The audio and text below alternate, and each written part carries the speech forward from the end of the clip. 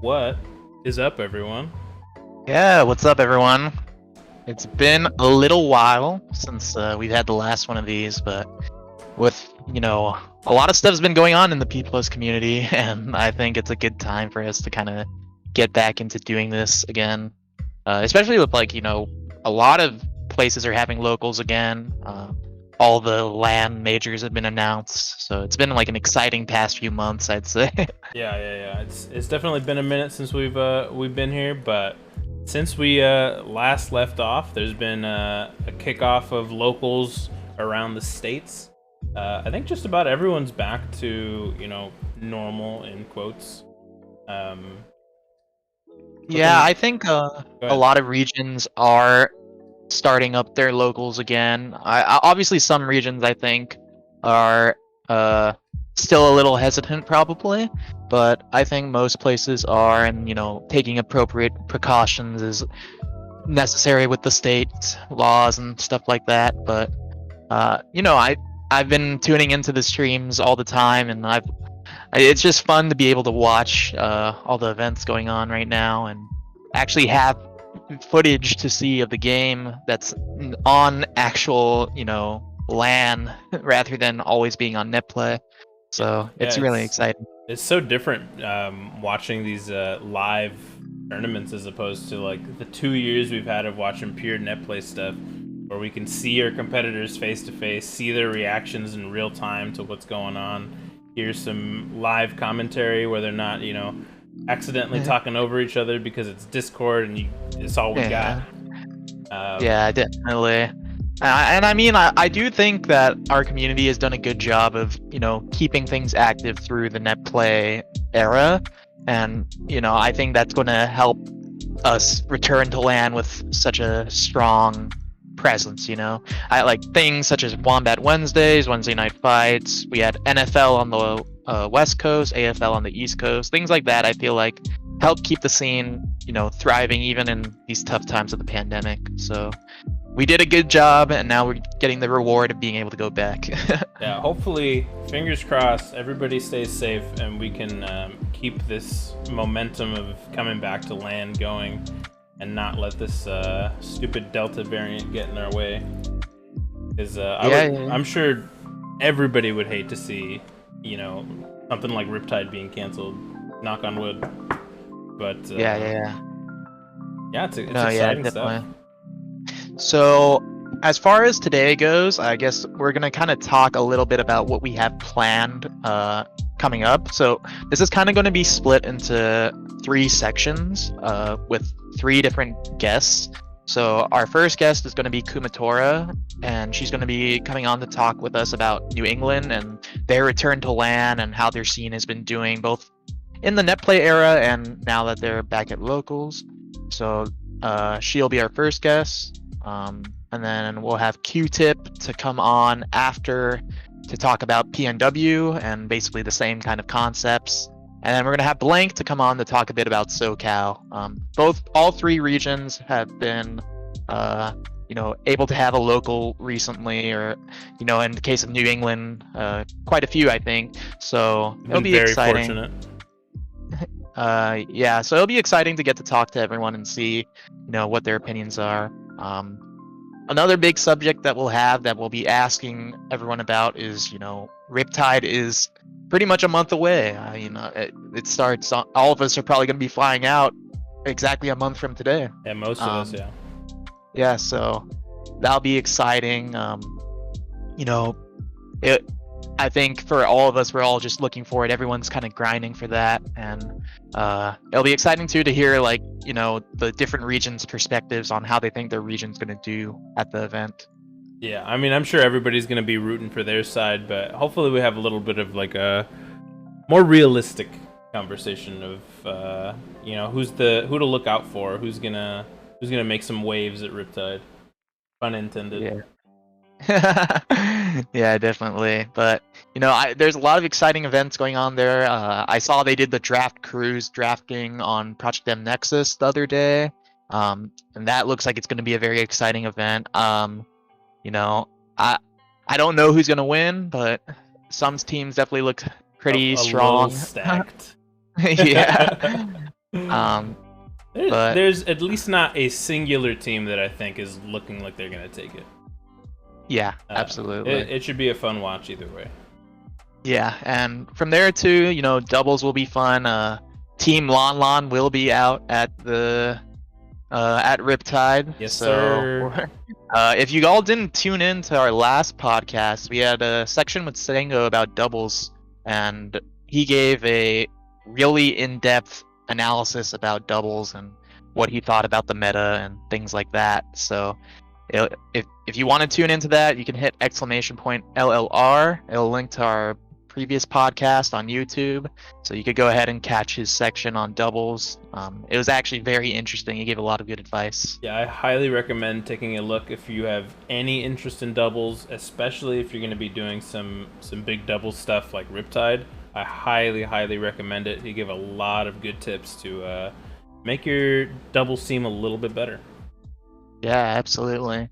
And then lastly, we just kind of want to highlight a few of the other majors that have been announced that, are coming up after Riptide, but we're not going to really talk too much about them. But there is Low Tide City, which was announced, and, they're giving a ring for the winner. That ring is so dope, dude. Yeah, I know. I was talking with Sosa, and, I think he's gunning for that event just because he wants the ring. Yeah, I remember him saying that. Yeah, and other than that, there's Blacklisted as well. I'm not really sure how the attendance is going to be like there because it is a week before Main Stage, which is the other event that's coming up. So people are probably going to be split between those two events. I imagine it'll be hard for people to attend both. Yeah, I think Blacklist is probably going to look mostly like an East Coast regional with some special guests.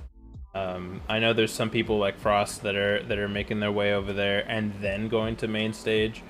So I believe the LG boys are also going, as far as I know. That's a good question. I could be wrong on that. Big Large is in the chat, so he can confirm. I don't know. I may be making things up. I have no idea. I will not be there. I gotta say, as much as I would have loved to have gone, getting 2 weekends off for work. Well, like the days before and after weekends, which would have essentially been like 2 weeks, is a tough one. Yeah, so other than that, obviously Main Stage, Team Lon Lon will be out there as well. Yes, and sir. Then, there is the Canadian tournament that was just announced, Mix Smasher. Something like that, yeah. Yeah, and that was just announced, I think, a day or two ago, or maybe a couple days ago. I don't remember exactly. I think it was like a week or two. It's been a little bit. Maybe. But yeah, that's basically kind of what's coming up for the P Plus community going forward. And so we're gonna cut it to a quick, like, minute or two break while we get everything ready, and we're gonna start off our section on New England with Kumatora. I think we can get right into it. I'm set up and ready to go. Oh, okay, great. Then yeah, we'll get right into it. With that being said, let's bring in our first guest, Kumatora. Yes. Okay. You are here. Hello. Hello, and welcome. Episode 3 of the Lon Lon Ranch. How you doing today? I am doing pretty well. I actually just finished up a pretty big move. Finished like unpacking the last thing about 15 minutes ago, or I guess. Oh man. But yeah, it's been awesome. Yeah, that's always nice to, finally feel settled, I guess, after moving, being able to unpack all your stuff. That's great. And moving sucks. Yeah. I hate moving. Yeah. Good to hear you're settling in though, and you've got your stuff unpacked already. Yeah, absolutely. So I guess we can start to get right into it.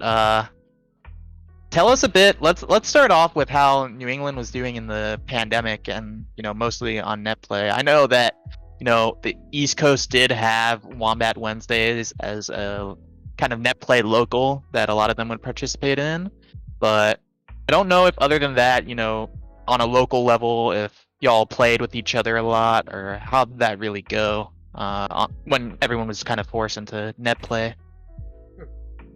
So as far as New England goes, I can't really say much as to what CT was doing, because this was still before we were really doing a lot of interstate stuff. But what New England or Massachusetts was primarily doing was a few people were playing Wombat Wednesday, other people were getting their practice through the Siffy House, which is just a house of a few PM players that ended up being a really central location for PM. And generally, we were just trying to get whatever practice we could during the pandemic. So I would kind of divide it between some of us that did the Wombat Wednesday, and then some of us that did Sippy House. And then there was like one or two people, primarily MJ Greeley, that kind of did both, I'd say. So were you on the half of the Wombat Wednesdays? Yeah. Okay. I visited Siffy House a couple times, but I was most definitely almost always doing Wombat Wednesday. Just on that net play grind then? Pretty much, yeah.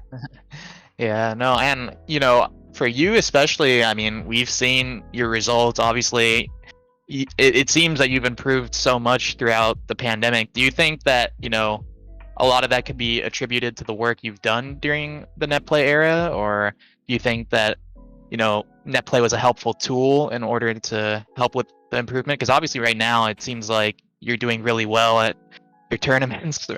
So I kind of want to hear your thoughts about that.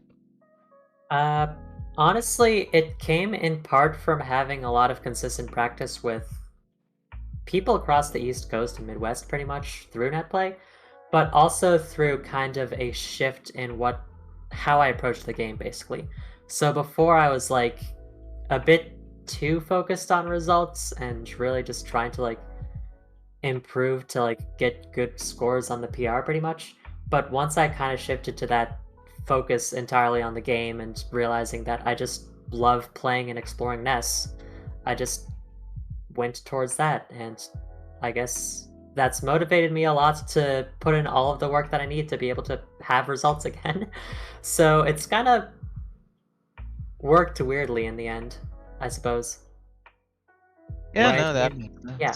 Your results do speak for themselves. I mean, you have multiple first place wins on LAN tournaments, if I remember correctly, right? Correct. Yeah, that's nuts. With wins over, I know, Twisty. I don't know if you had any wins over Kais. Who else was at those events? So I'm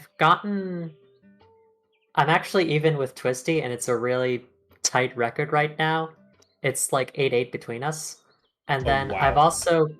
I've also beaten Kais, I've beaten Silver, and then I've beaten pretty much everyone else in the region except for Anthony.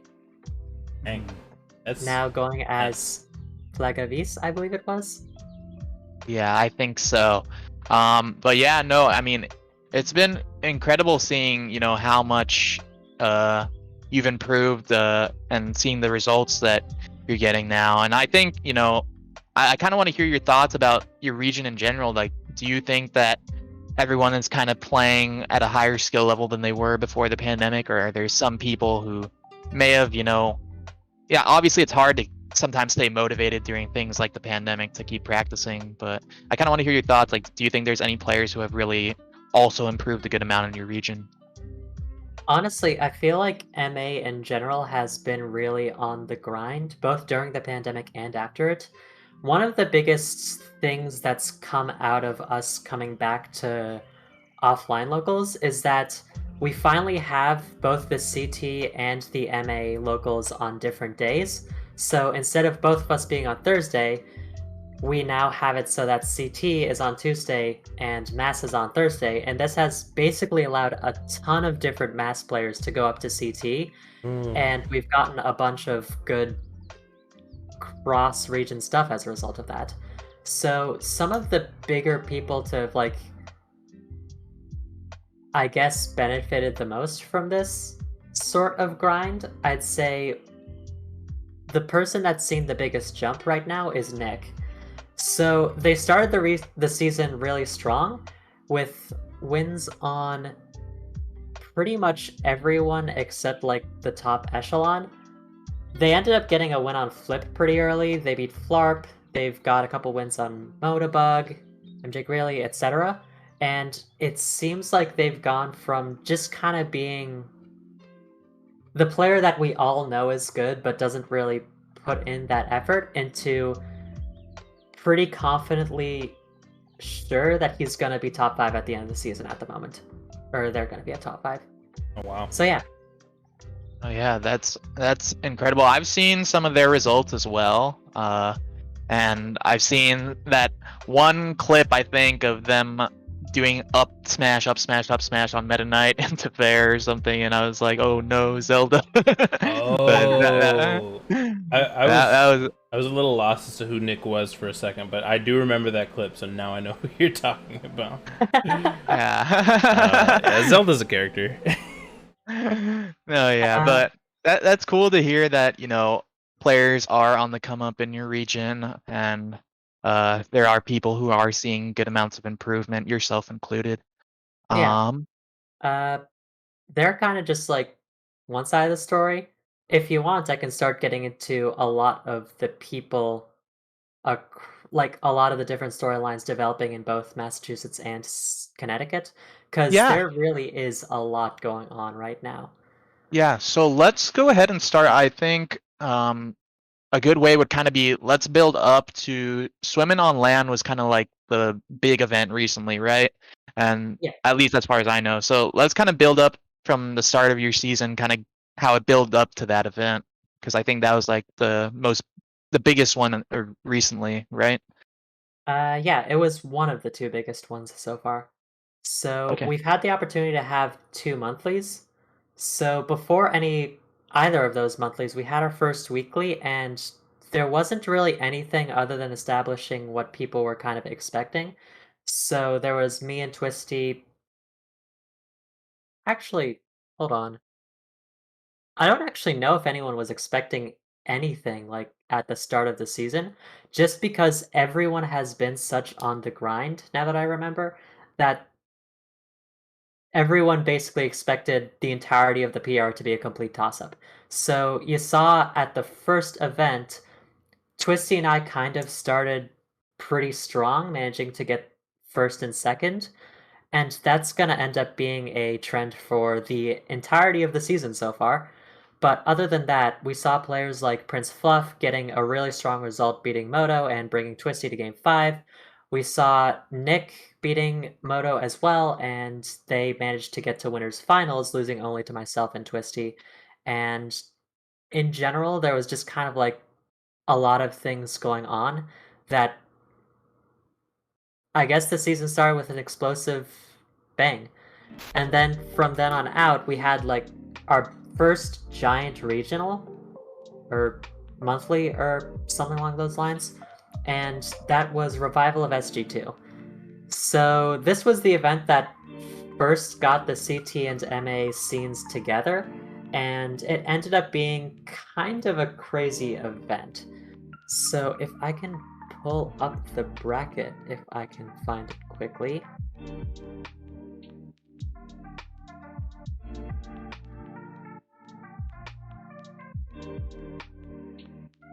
Shout out to chat. So yeah. Yeah. So yeah, other than CT, we actually also got a few entrants from Midwest, primarily Nave, Joey, and Comb and Swanner. Oh wow. So this ended up actually being a pretty big event. I don't think there were too many surprises in pools, other than Bees actually getting an early upset against Flarp and getting the first seed as a result. Wow. But other than that, there wasn't really anything crazy the entire pools set, if I remember correctly. But then it was really fighting for those top 8 spots that I think was really the big thing. Silver ended up having a Game 5 last hit set with Comb, where he had to bring it back really hard in order to win on Delfino's Secret, and I think that was probably one of the highlight sets of the entire tournament. There was Kais going up against Nick for the first time, which kinda went not that great for Nick. There were some pretty tense sets and losers, especially. Nick versus Flarp went to game 5, as well as Moto versus Fluff. and Grilly ended up kind of wiping out the entirety of the Midwest to get into top 8. He ended up beating both Knave and Comb in order to get there. So yeah. In the end, though... Go ahead. Oh, go ahead. I was about to say, in the end, though, the results kind of ended up that top 4 did become me, Twisty, Kais, and Silver, with Twisty taking it first over all of us, beating Kais and myself twice, myself getting second, beating Silver and Kais, and then Kais beating Silver to get third. So that was kind of... I think that really set the tone for the entire season, because that... Yeah, the first event of the season did put us, both Twisty and myself, as first and second at the tournament, but really, this event kind of cemented, hey, us two are gonna be like the ones really fighting for these positions, going on even now at the moment. Yeah, you two have been dominating since LAN came back. There's been very few, if any, brackets where I see either of you below top 3. It's pretty nuts. Do you guys play in person or via net play at all, or is it just at these tournaments that you guys get to play? It's only in bracket at the moment. Wow. Have you been studying your VODs at all? Because I imagine 100%. Yeah. Yeah. Study your VODs, everybody. Learn from Kumatora here, because it's important stuff, especially when you play that same person over and over. I'm sure that watching those VODs has been the one thing that gets you over the edge the next time you get to play again. 100%. Just kind of like a lot of different things I do to grind, but I am really interested in talking about a lot, I guess, everything else leading up to swimming on land. I can kind of expedite it a bit more, since I'd say that was the biggest event to look at, but since then, if you don't mind me going on, that is. No, Go ahead. That's good. Yeah. Since then, a lot of the results have started to stabilize. So 1 and 2 are primarily Twisty and myself, with Silver getting third in most people's eyes. He's gotten a win on Twisty on the most recent tournament, and then kind of has only lost to myself and Kais this season so far, but he hasn't entered much, so we don't know much. And then from there, Nick has been challenged a lot by Flarp in terms of who's going to get 4th and 5th. Flarp had a really bad start to the season, but since then he's been one of only 2 people to take a set off of both myself and Twisty, so that's given him a really big edge recently. And that's really only started happening over the past couple weeks too, so it's been exciting to see him come back to speed, pretty much. And then from then on out, the entire PR just becomes a complete bloodbath. It's pretty much, there's 6 different people fighting for 5 slots, I'd say, right now. So right now you've got Serb, Motobug, Fluff, MJ Grilly, Uma, and Swimmin' on Land, I believe it was, that are all really challenging those last spots. And if I could just like go over a couple of those results, I would love to. Yeah, go ahead. So I think that the biggest explosive sets have happened from Serb, specifically his runs. So he started out pretty trash, losing pretty quickly to players like Flarp, to Fluff, to Bees, Uma, etc. But since then, he's popped off pretty hard. He's up 2-1 on Motobug. He's got an even record versus Nick, and most impressively, he has wins on both myself and Twisty, being the only player like outside of Flarp in the entire region to do so. So Serb kind of came out of nowhere after those first couple weeks and really showed us that he's pretty much ensured that he's going to be on the PR at this point. It's just kind of where he'll end up being. The only thing that's been rough for him are the stray melee players that enter like Ian. Yeah.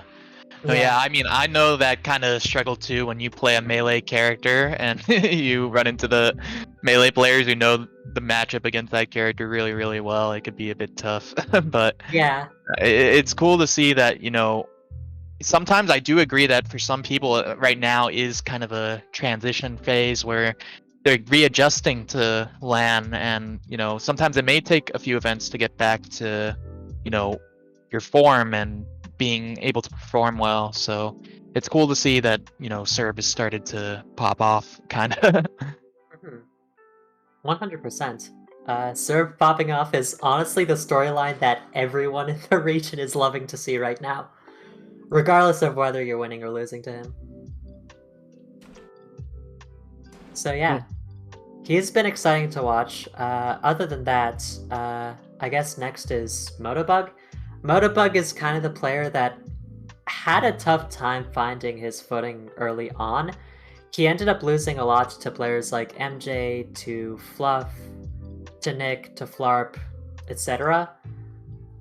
But eventually, he started to get his foothold, and since then, he's actually been the only player in the region as a whole, outside of myself and Kais, to get more than one win on Twisty. So that's kind of been his claim to PR at the moment. But I think that his biggest struggle is going to be evening up or even making positive some of those records that he's had over the course of the season, and maybe closing out one of those Game 5 sets that we've had recently versus myself. I'd say those are the two things to focus on for Moto. Moto's been playing a handful of characters as well, right? I think Yeah. mostly Sonic and Knuckles is what I've seen in the brackets, but is there anyone else that are playing? He's also tried to pick up CSS a bit, and I'm not entirely sure how well it was working out for him, since I believe he was only focusing on it for myself and Serb, but since then his Knuckles has been doing so well versus me that he's just going Knuckles at this point versus me. I'm not sure about Serb though.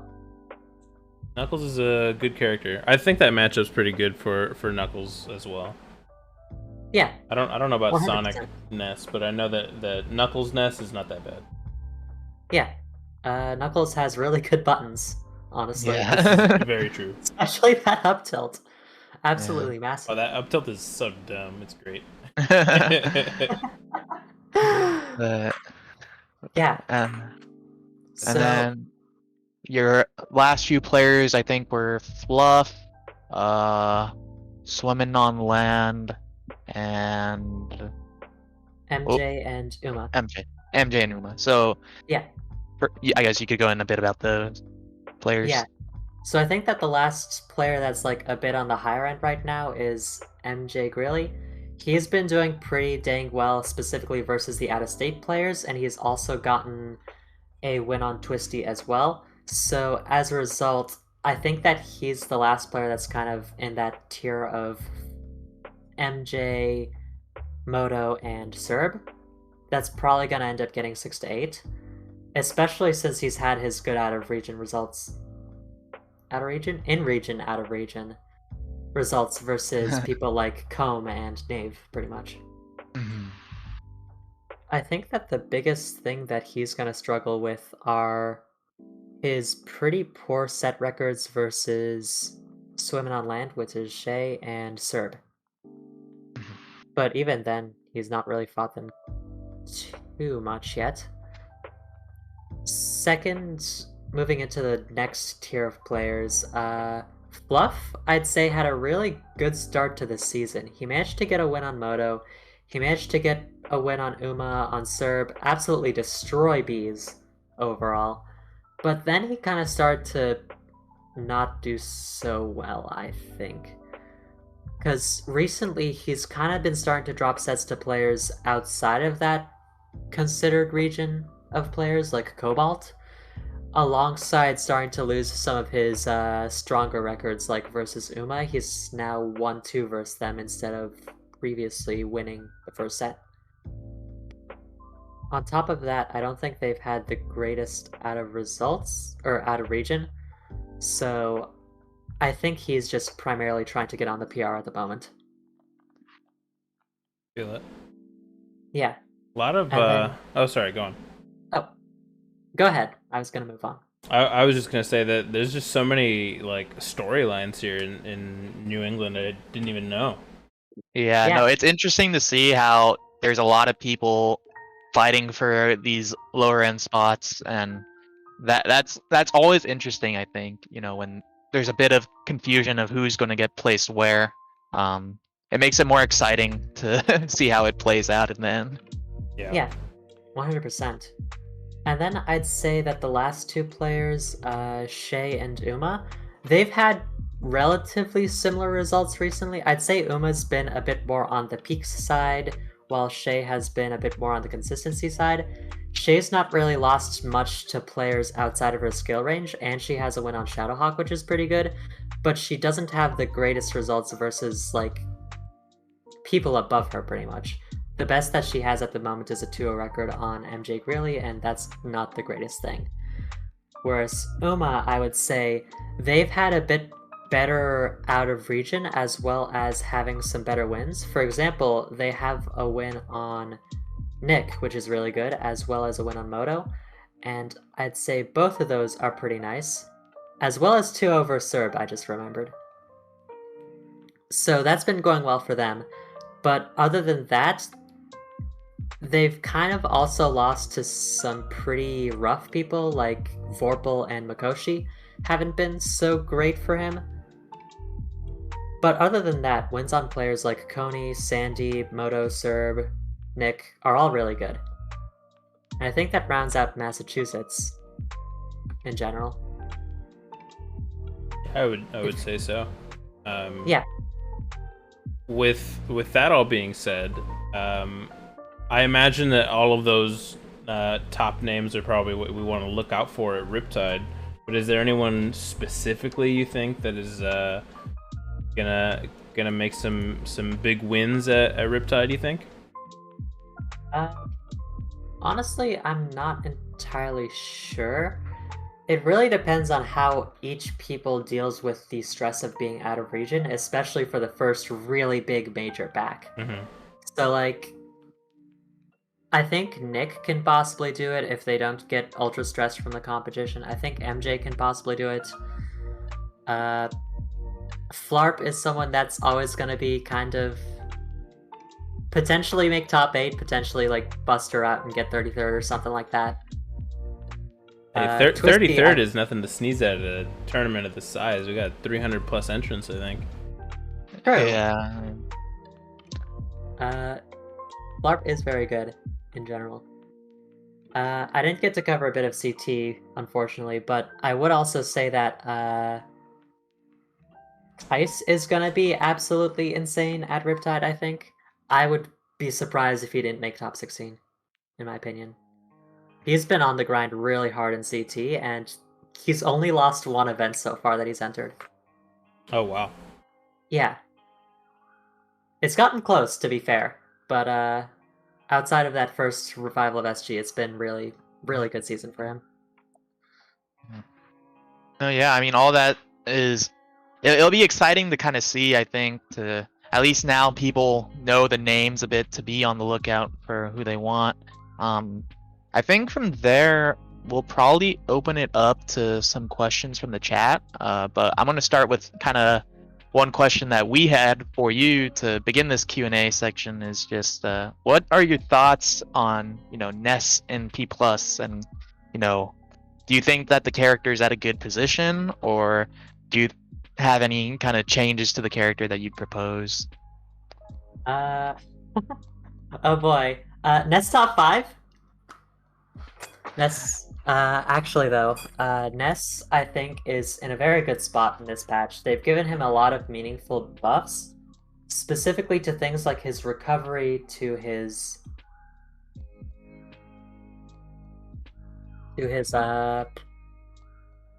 up smash and down smash. They can actually finally get power when they charge. His ledge game is insane thanks to a specific change of mag. And overall, I think there's just a lot of things that he's gotten from P+, that has really allowed him to shine a lot more in this patch. So, at the moment, I have him no lower than top 15, and I think that Depending on how the meta rolls out, he might be like top 12 in my opinion. That's interesting to hear. And you've definitely been putting up the results for that. But let's go ahead and see in the chat. If anyone has questions for Kumatora, you can type them in the chat and we'll pick out some to ask. Fluff has a question. If you were to change one universal mechanic in P+, what would it be and why? I would 100% remove how grab armor works and make it just like Smash 4 and Ultimate, where if you get hit if you like get hit when you get the grab by a move, instead of just taking the damage, you just let go. I think that's the one thing I'd want the most, and would love to see how the meta would change around that, honestly, if it does. Oh, it definitely would. All the grappler type characters wouldn't be nearly as strong. Ganon would go down, man. No, I'd get hit out of all my grabs, the command grabs, my side B up B is not be a fun time. Big Large asks, how much does Twisty bite on a scale of 1 to 10? In general or versus me? Because those are very different questions. Why not both? Let's hear both. Let's hear both, yeah. I would say like 7 out of 10 versus the field, and then like 4 out of 10 versus me. Oh, so not as much. Yeah. I have been very mobile in such a way that it's hard for him to really lock me down into a position where he can bite, I'd say. I see. Makes sense. And Swimming on Land asks, who's your favorite player to fight in a tournament? At the moment, Twisty. We've had so many sets at this point that we've legitimately just like accelerated what we're doing in the meta and just like getting any specific advantage that we can over the other in order to try and beat each other, and it's just been a very fun dynamic over the course of the season. Yeah, that was my guess as to who you were gonna say. Yeah. I could see why, with so much back and forth, being even in sets 8-8. I could see why you'd want to keep playing, and I imagine be positive in the long run here. Hopefully, yeah. And I imagine too, it's just nice having someone who pushes you to keep improving. Like having an even record like that against someone can be motivating because you're both kind of pushing each other to improve. Yeah, 100%. Okay. I think we're gonna call the last few questions. So, I think I see 3 right now. So we'll just go through those 3 and then call it. But Aki asks, "What is your least favorite matchup to play?" What is a list of matchups of characters in this game? I have to think that same thing whenever I think about anything character related. Like, who exists in this game again? Yeah. Hold on a moment. Shoutouts to the Ness mains that stayed playing Ness. Yeah, I mean, shoutouts to both Aki and Anna putting Ness on the map right now. Yeah, for real. You guys are both making Ness look real good. Mm-hmm. That's because he is real good. I can't argue. I can't argue with that.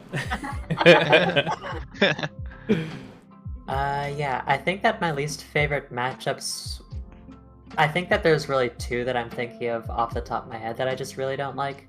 The first is Bowser, and that's primarily because you kind of just need to play a bit too passively versus him. I'm not the biggest fan of how his passive charge works on his fireball, how his crouch armor kind of gets in the way of various neutral options that Ness has, especially at low percents.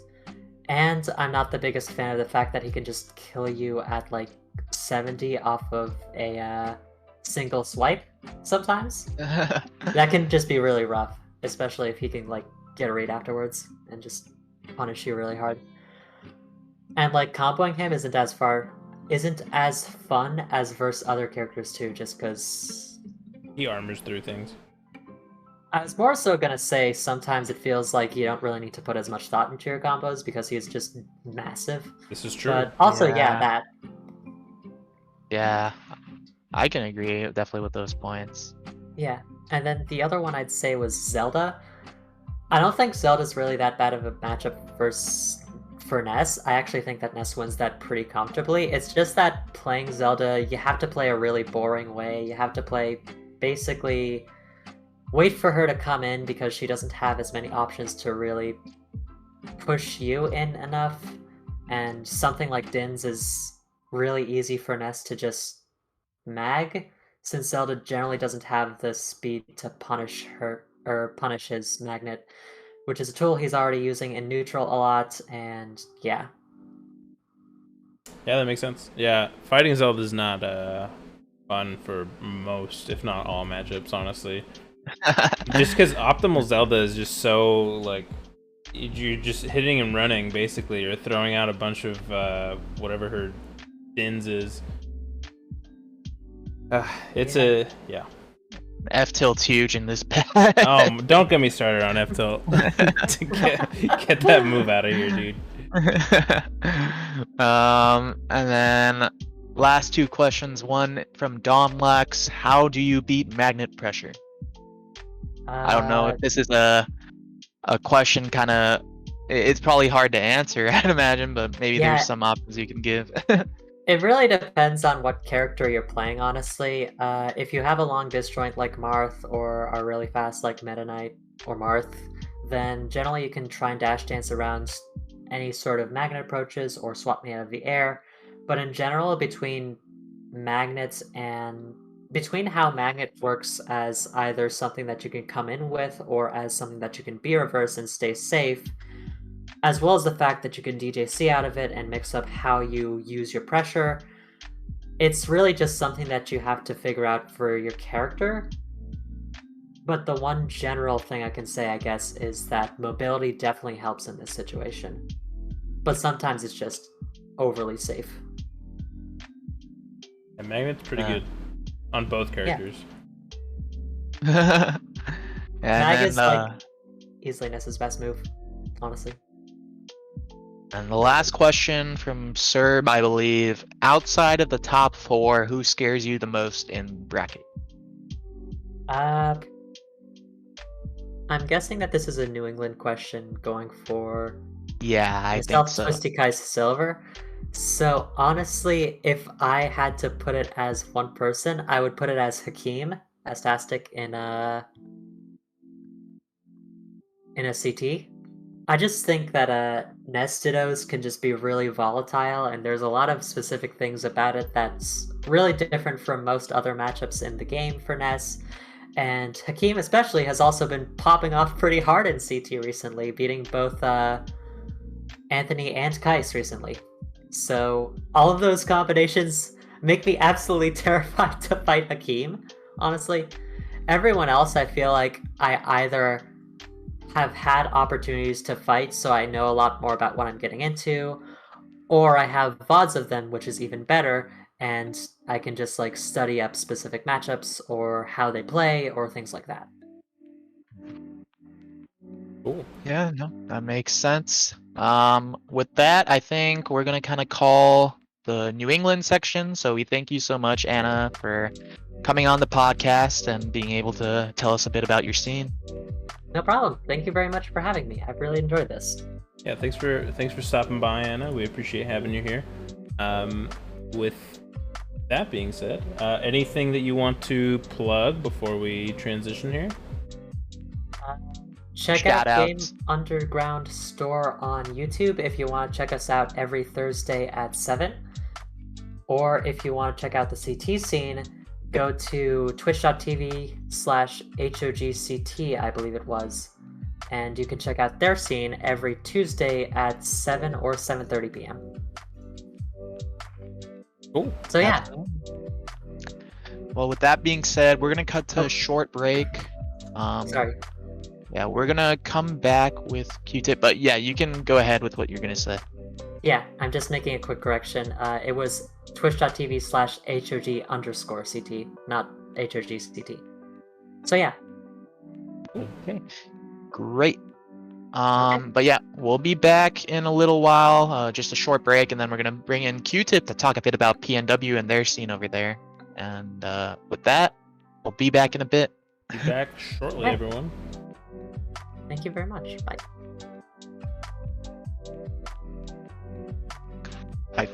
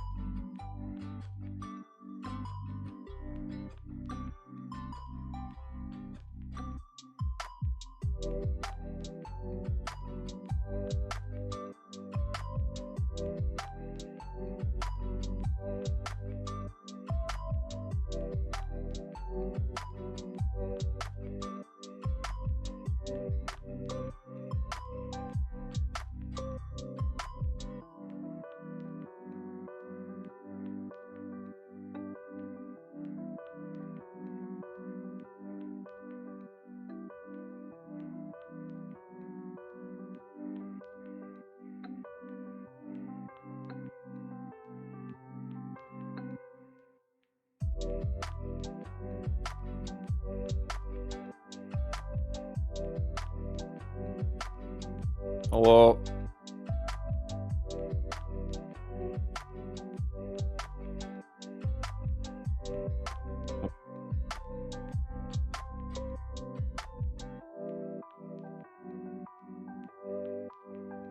Uh-huh.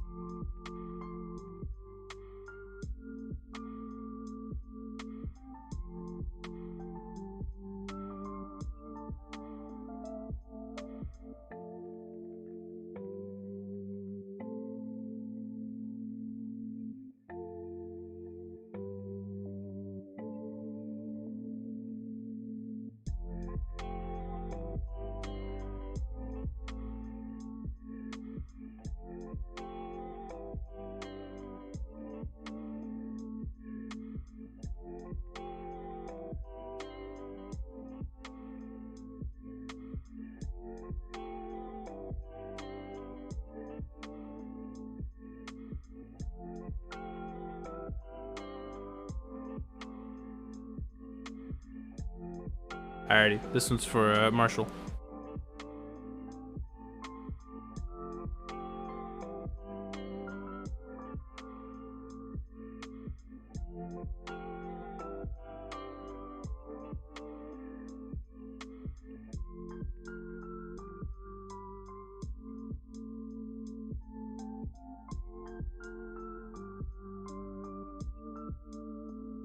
With that T-pose out of the way, let me go ahead and bring in our next guest, Qtip, as well as Severe. You guys are live. Hi. Cool. Hello. All right, we're back with Qtip after the wonderful T-pose that we just witnessed. Shout out to Marshall. And I think, I mean, you can introduce yourself for those that may not know. My camera's reversed. I don't know if I can fix that. Okay. Yeah, I'm not sure. Wait, maybe I can fix that. Maybe you can fix that. Probably not. I don't need to. Hi. Am I introducing myself? Yeah, you can introduce yourself. I'm Qtip. Everyone in the chat knows me, so there's no need. I'm from Washington. I play Meta Knight. I'm badass. That's about it. These are all facts. I can confirm them. Yeah. So yeah, let's get in a bit talking about Washington, I guess. And I kind of want to know, you may have some inputs on this, but kind of how did Washington do during the pandemic as far as, like, practicing on net play or, training during the net play era? I don't know what Washington's full opinions are on net play and things like that, so I feel like we hate net play. I think we hate it. I don't know. I think you're right. As soon as every time I play net play, I get so mad. Even if I'm playing like my best friend or like you guys, because you both smoked me on net play. I remember that. Good times. I was so salty after Suvir like quick 3-0'd me with Sheik. I was like, I'll totally win on land, man. I'll totally win. But I think like as soon as the pandemic took like full swing, you got to remember like Washington was like right off the back of EC9, which was like super cool and awesome. So like for the first month, no one really cared, and then like the despair slowly started to set in, where we all wanted to play each other, but we didn't feel comfortable doing it in person. And they were like, "Oh, netplay kind of sucks. I don't want to play netplay." So I don't know. For me, I went dormant. I didn't really do anything. There was like a year where I didn't play PM. The only time I would play it was like with my friends who just wanted to have fun, and I'd put the tag PP man on and I'd play like Wario or something. And I kind of became its own thing, but I don't know. But yeah, then weeklies are cool. Netplay weeklies. You run our netplay weekly basically. I try. I think y'all also had that one monthly, right? By Fortress? Yeah. Permanent Waves. Permanent waves, yeah. Yeah. It was pretty cool. I've only met Fortress in person like twice. And then he was just like, fuck it, dude, I'm gonna run a fucking netplay weekly. And he just started doing it and started getting big numbers. And then Lordy Hot Dog started. Like really started, and everyone started spamming all caps, and that's all I know. And then Fortress would like randomly put $100 in the pot, and like he would like strategically inject money into the pot, like right when the tournament would need it, or like in the middle of a tournament, and then people would be like, "Oh shit, this is hype," and then people would start entering more. Yeah, those permanent wave tournaments were definitely like, I don't want to say necessarily the highlight of this netplay era, but they were definitely like a peak, they were super fun. And I think that's, at least from what I've seen, since we're on the West Coast, we see a little bit more of PNW than we would like New England. But that permanent waves tournament was where I would see most of PNW go. We didn't get too much of you guys in our WNF tourneys. Most of us hate netplay.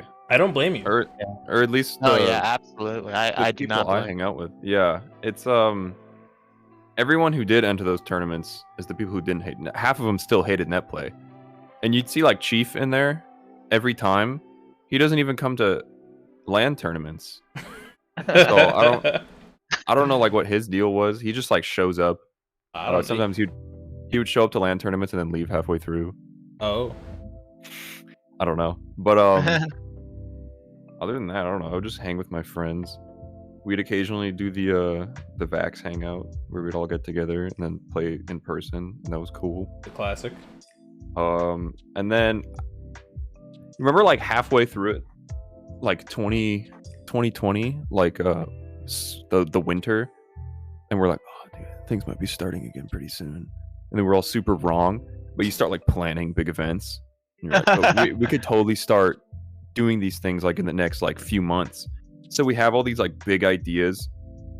We even had a major planned out. I won't leak anything, but like we're just like, oh, just scrap the whole thing, just forget about it until we can use it. Because like a few months went by, we're like, yeah, this is not going to happen at all ever for the next like year. And now we're at, yeah, we had our first weekly like last month, and we already can't do them again because we lost the venue. So we just like went back into lockdown. I don't know. Feels bad. I thought from what I read on Twitter that you guys just lost the venue for that one weekend specifically, or is this it's different now? I don't know all the details, and I won't say them because I probably don't know them right. But potentially lost it forever, potentially didn't. I don't know. But either way, we'll be back eventually. Dang, that's rough. Yeah, it's pretty rough. I made that tweet that was like, if you imagine it's just a regional and that things never came back yet, it doesn't hurt as much.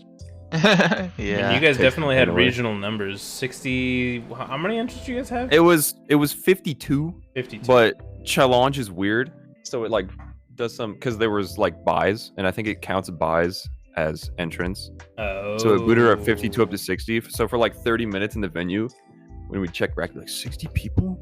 Oh my god! And then people are like, no, it's 52. And it's like, okay, that's still pretty cool. I'm gonna say 60. 52 is huge. It's definitely on the bigger side, possibly the biggest since the return of LAN. Honestly, I can't think of any other tournaments that have had those kinds of numbers. That's nothing, dude. We pull that every week, man. I'm jealous. No, yeah, you guys definitely have a strong scene, and it's cool to see that even despite like the pandemic and like most people not liking net play in PNW, that, you know, when the event got announced, like everyone was like, I'm showing up. You know? Yeah, no, it's PNW is like, when we say PNW, it's actually 4 places, which Washington, Oregon, Idaho, and BC, like Canada. Yeah, like that little section. But mostly when it's Washington people saying PNW, we just mean Washington. For that Simply Smashing, which was the 20th one, which was cool, the Oregon came up, like 3 dudes from Oregon, 3 or 4, and that was badass. So that does technically make it a regional by technicality. And then 52, I don't know, usually we have this like weird power where our weeklies normally, like before COVID, they'd get like 20, 25. It'd go from like 18 to 25, which is like, okay, this is pretty cool. It's like a consistent people. There's like a consistent 15, and then like the rest is like shuffled out from who's available at the time. But yeah, I think it just being the first one back, all of the little groups of friends who wanted to play, they all came at the same time, and then we were like, wow, we need to organize these tables differently for all these setups. It was so cool. I was gonna ask just about, you know, I wanted to know, so you guys did, I think, round robin pools into a top 16 or top 24. What was the bracket like after that?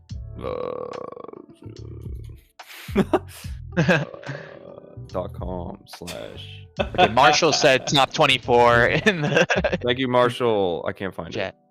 Top So it 24 out of bracket? I didn't run the pools. He did. Shout out to TO Marshall.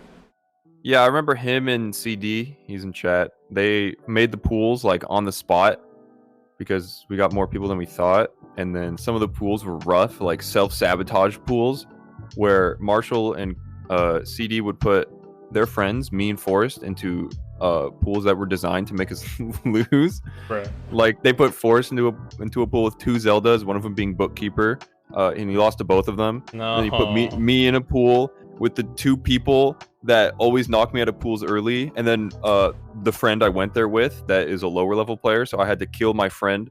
Wow. And I had to overcome 2 demons to make it out of pools. And me and Forrest both went to Marshall after that, and we're like, bro, we gotta talk about these pools, man. It's like we don't collude pools, but they felt anti-colluded to the point where it was preying on the fact that we didn't play that much leading up. Did you see my messages, Robert? I don't know how much you're in the PNW chat. Oh, like were they to me or? No, I was just like in meta. No, I was just a week before the tournament. I was like in all caps, guys. cramp before this test. Yeah, no, man. I think I saw that in the PNW Discord. Because I did not take the game seriously for literally almost 2 years, where I would just like play sometimes, enter a net play bracket, get salty, then play with my friends for fun, and then like play Dragon Ball or Street Fighter. And then I was like getting super nervous leading up to it. I was like, oh, I'm gonna do so shit. I'm gonna like lose to everyone, start off the PR season really badly. And then we had like a little fest. ESS like invited everyone over to Power Up's house, and we just like grinded. And then I think we had another one right before that where we grinded again. And those like, yeah, Jimmy, he's in chat, Jumbaloney. It's on Sunday in the morning, the tournament we run, and we live far away. I live like 40 minutes away, and he lives like 40 minutes more away from me. So he comes to like fix his sleep schedule because we have to wake up at like 9:30. He came to my house Saturday early in the morning and stayed all day, and we just grinded all day. And then when I got the next day, my tech skill was nasty, and I was ready, and I overcame all my demons, and then I made it into the bracket. And then I lost to Xerxion's Ganondorf and got put into losers. And I was like, oh, dude, that's who you lost to in winners? You lost to a Ganon? I lost to Xerx, the best Ganon in the world. Sorry, but I don't know, dude. He's crazy. I won't take offense to it yet. No, yeah, it was incredible seeing your run then through losers. I guess you can kind of walk us through that a bit, especially leading up to the Chevy set, which I think everyone kind of wants to hear about. Marshall, can you post the bracket in the chat, please? I don't remember. Yeah, I think I fought. Shout out to Marshall again. But the third time. There we go. I got can it. pull The that up blessed too. day. Let's take a look. Oh, okay. Yeah, I started with a bye. I had to fight Tomo. Sorry, Tomo. He's experimenting with other characters. People still like think of him. Remember on that Fingy riddle or on the crossword? It was like a Washington Mennonite, and the answer. When I first saw that, I was like, "Oh, finally, I'm in a Fingy riddle." And I looked at it, I was like, "Wait, no, it's Tomo." No. So the same number of letters. He doesn't really play Mennonite anymore in bracket. He's been playing ZSS and like Pikachu, and just kind of like vibing out, and it's been cool. So I beat him, clapped up real easy, real tight in a prepackaged, school lunch kind of way. And then I had to go get Xerx. Because, everyone has those people in brackets where it's like, oh, I fight Xerx, I better go find him. And Tio's like, I don't know where he is. So you go down for all the buildings, you have to find him. He's outside in some circle talking. I'm like, we have to play. And he's like, oh, we play? You want to play now? I'm like, yeah, we can play. And he's like, okay. And then we walk up quietly and awkwardly together. And then I was like, do you want to play on stream? He's like, no. So we just sat on a random setup, and then he won game one, and I was like, oh my god, dude, I'm gonna lose to Xerx. Because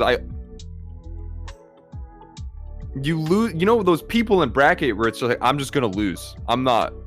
You have to be 100%. It's like the way he plays Ganon is so like he plays Ganon in the way where you just like do moves all the time, and the other guy's like, wow, I can't hit you without getting hit by your moves all the time. And then he makes like the 2 reads that just shatter your mental.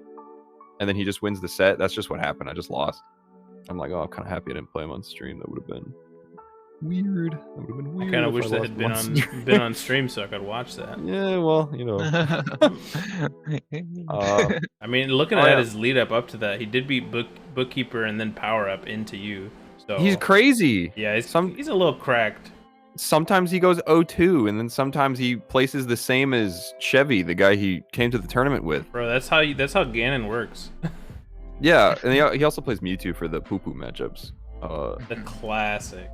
You gotta get somebody behind you, Ganon, otherwise, yeah. Ganon always needs a backup. He needs someone on the bench that's waiting. It's true. That's why I have Knuckles. Yeah. And I think I fought JC Onyx. Do people know who JC Onyx is? I have no idea who that is. I've heard. Why? I think I know of them as a Rivals player, but not as a that makes too sense. much of a PN player. He plays a lot of Rivals. He's like OG old school. I'm pretty sure, but he also goes to things all the time, and he's the kind of Squirtle. He plays Squirtle, and it's the same thing as Xerx, where he will just like go to a few tournaments that season, and he'd be like, "Oh shit, is he like 11th or 10th? Is he gonna be on PR?" Because he'll get like a few wins. He'll be like me and Forrest and Tismatic, and there's like, "Oh, that might be enough to get him on the PR." And I had to beat him in pools, and I barely did it. Game 3, it was 1-1 each. Game 3, I went to Battlefield. I just like did the thing where you platform camp with Meta Knight, and then you hold shield, and they hit your shield, and you shield drop, and then you take the whole stock because you did shield drop up air. Yeah, you hit the win button. Yeah, exactly. And then I had to do that again. I'm lucky it worked again. And then I fought Damien, Zeddy. People know about Zeddy. I know. I think Zeddy's on the more popular side, especially because he has a stream. I don't know how much other regions know about players. Yeah, I mean, I think so Zeddy is still playing Game & Watch even in P+, right? Yeah. Oh yeah, that's great to see. I mean, I know a lot of Game & Watch players have lost faith. Yeah, abandoned ship. That's a good way to put it. He wasn't really using the stuff they took away anyway. I don't know. He wasn't a bacon spammer. He's kind of just a quirky, haha, funny, ding dong kind of guy. And like he'll hit these Dacuses that you've never seen in your life. Kind of a bracket demon. We had the sweatiest set. I don't know if you were watching it. I barely won. Thank God, up throw cape kills Game & Watch. Oh my God, thank you. Praise Boyko. You know the things he takes. Tell me how early. What percent was he at? I don't know. Don't tell him. But he every time I tell him how to DI up throw cape, he'll be like, oh yeah, and then he won't do it. I'll like grab him at the ledge and he'll DI to the closest blast and I'm like, cool. Guess I'll take the stock at 80. Cool. Yeah, I'm not complaining. You know. And I beat him, and then I fight Chevy. This is the moment people are waiting to hear. Oh yeah, dude, I don't. Me and Chevy fight all the time. He's literally the guy who takes me out of brackets. Like that's just what he does. I beat all my friends, and then they have to drive me home, and then it's like, haha. But Chevy's like the guy who always takes me out of the tournament because Meta Knight Samus is like frustrating because he's so heavy and floaty, and I don't break CC, and I don't get much off grab, and it makes me sad. But so we always have these like really tight sets where I do these stupid ways to kill him off the top at like 40 or like 37 specifically on PS2, which he keeps letting me go to. I don't know why. But yeah, did you rewatch the VOD without the stream stutteries? No. I saw what was uploaded on YouTube. I don't know if that. Okay, yeah, I saw that. Yeah. It's I don't know. Have you ever been so down bad in your life, where it's like you start doing those things where you start looking away from the setup, and you're just like thinking about other stuff? You're like, oh, dude, I lose. It's over. Yes, definitely. And you just like give up mid-match because you're down 2-0 and you're down 4 stocks, and then you kind of just like take one, and then you're like in this weird like headspace trance where you're like, okay, whatever, and you just keep playing. And then you're like down to 1 stock each, and you're still in the weird trance of like, I'm just playing because I'm gonna lose. And then you hear someone behind you say, "This is a reverse 4 stock." And then I like woke up. I was like, "Wait, whoa, what's happening?" I didn't even know. And then I don't know. I just kind of like got this weird setup where I did back throw, and then he held in, and then I just got an up air chain and killed him off the top at like 55. And then I kind of popped off a little bit. I don't pop off that much. My biggest pop-offs are just me like raising my hands or like, slamming my knee. It's like, yes. I've never like gotten out of my chair. You gotta pop off for that one, man. That was a crazy reverse 4 stock. Yeah, and then the next game, I don't even remember what I was thinking. I think I was just playing normally. I was just like, okay, cool. I'm back in it. I'm back in the game. And then the last game, like last stock. Not the last stock. Like I think I was up 3-2 or something on the last game, game 5. And then Chevy like, in his chair, he like sat up and he started like moving way faster as Samus. And usually Samus, you don't like move around. He started like dash dancing as Samus, doing like, the little chic dash dance that Samus does. Yeah. And he started like moving around. I was like, what are you trying to do? He's trying to scare me. So I like tried to match his speed in like this weird like it felt like an anime. I felt like I was isekai'd to a different realm where it was just me and him in this like time chamber where I just like if this was a different universe, we would have fallen in love from each other's movements in that moment where we connected on a different level. And then we had like to say that hasn't happened. You may be. And then the last stock, like we were both at kill percent, and he got this like down throw forward smash on me, and I had the best DI of my life, and I lived. And then there was like all these tense situations. I don't even remember how the set ended. I just had this weird ass block string because Samus, sucks and is dog shit, and she doesn't have a grab, and that's why. So as Meta Knight, you can just do things to her shield, and she's like, "Oh, cool." Like the block string I did on his shield was like late, like soft hit nair into Meta Knight jab into charged down smash, and I hit his grab with charged down smash after jab. I was like, wow, Samus is so bad, and then he died, and I was like, oh, cool. And then I went to shake his hand, and then he shook my hand, and he said, oh, good job. And then he left. He I don't know. He didn't seem salty. He seemed like it was really fun. And then he came up to me after it, like 10 minutes later. He's like, Joe, money match me for $1 million right now. After he'd gone into the garage. Yeah. It was pretty fun. I don't know. That was kind of the highlight. I wanted to do more commentary that day too, but I was Run still was in too bracket. good, dude. Yeah. And I almost beat Peter. Imagine if I beat Peter after that too. Yeah. You'd go to game 5. Yeah, and I took game 1 too. I was like, oh shit. Oh. Because you see in brackets, you're like, my bracket ends here. I'm fighting this guy. I'm not gonna do it, But then you like get close, you're like, oh shit. It's a new season. And it was all like coming off of me being nervous about doing bad. And I think my friend Tismatic, he says this thing, you play the best Smash in your life when you're sleep deprived and starving and dehydrated, like when you travel to a major all the time. You have like 4 hours of sleep, because how are you going to sleep in the homie hotel when everyone's playing and talking?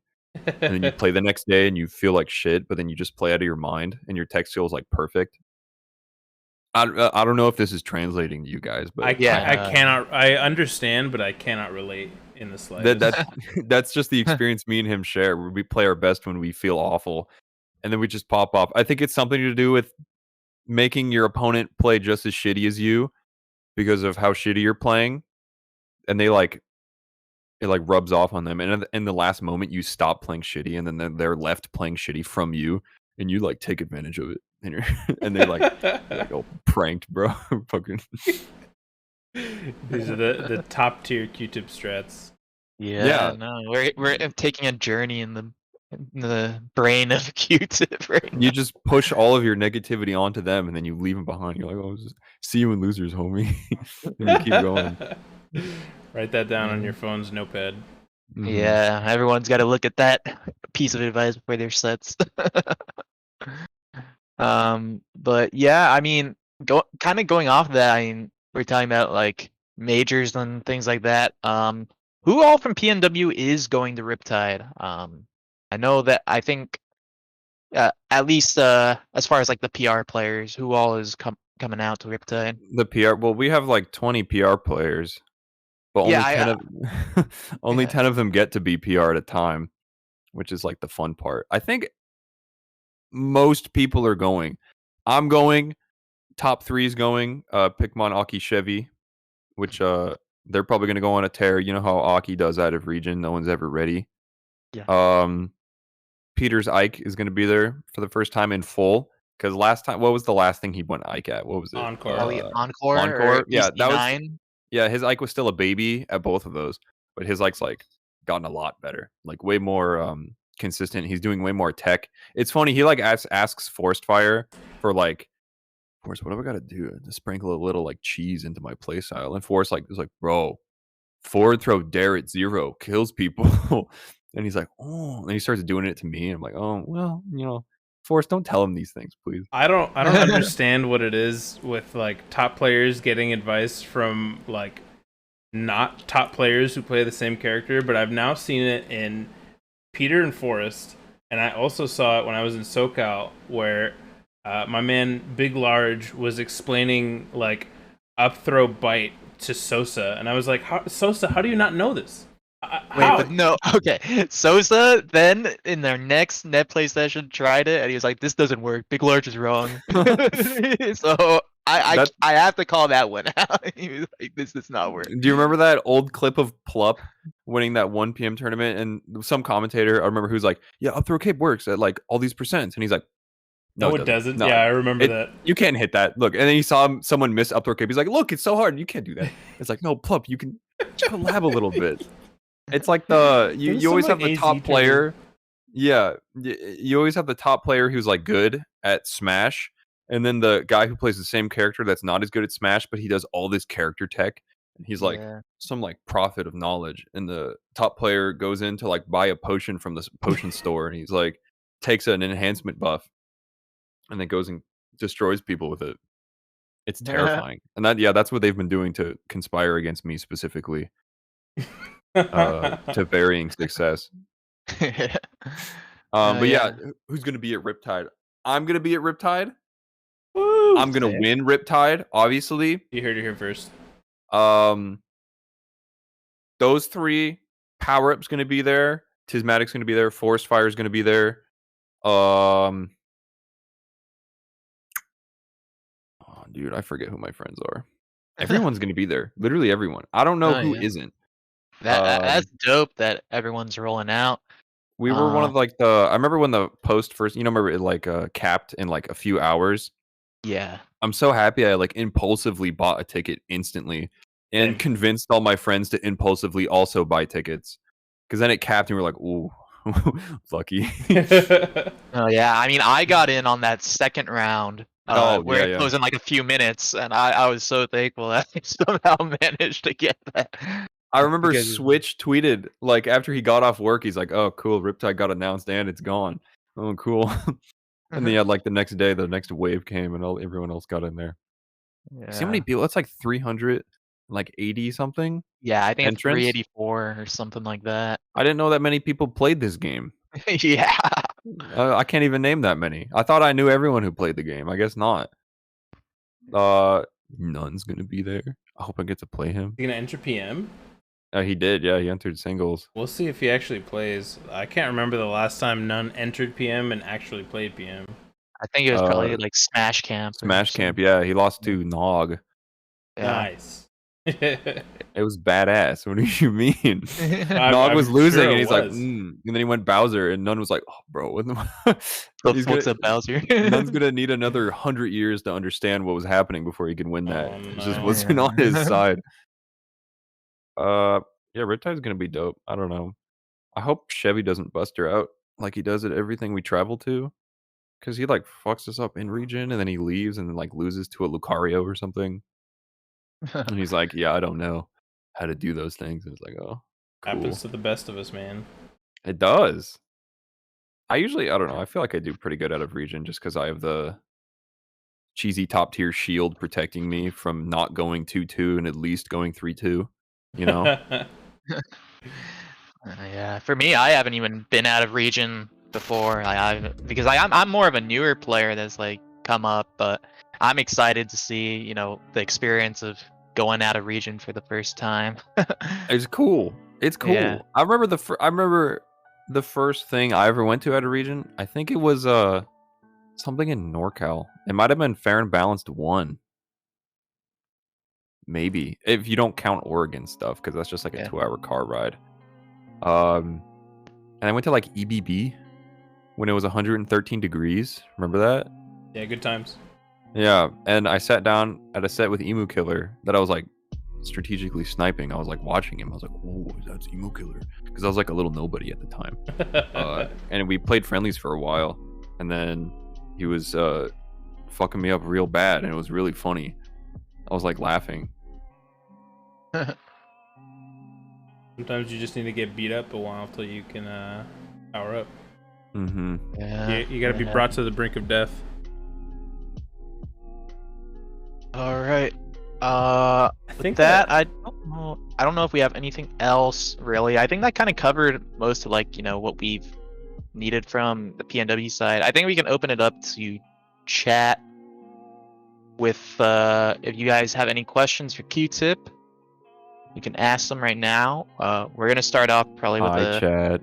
with a quick question on what do you think about Meta Knight in Project Plus compared to 3.6? He's broken. What do you mean? He's like insane. Don't believe anyone that tells you he's like bad or not top 3 at minimum. Yeah. I hear all these people in all these discords I'm in, because I lurk all the time, and I do the thing where you look up your name and you're like, are people talking about me?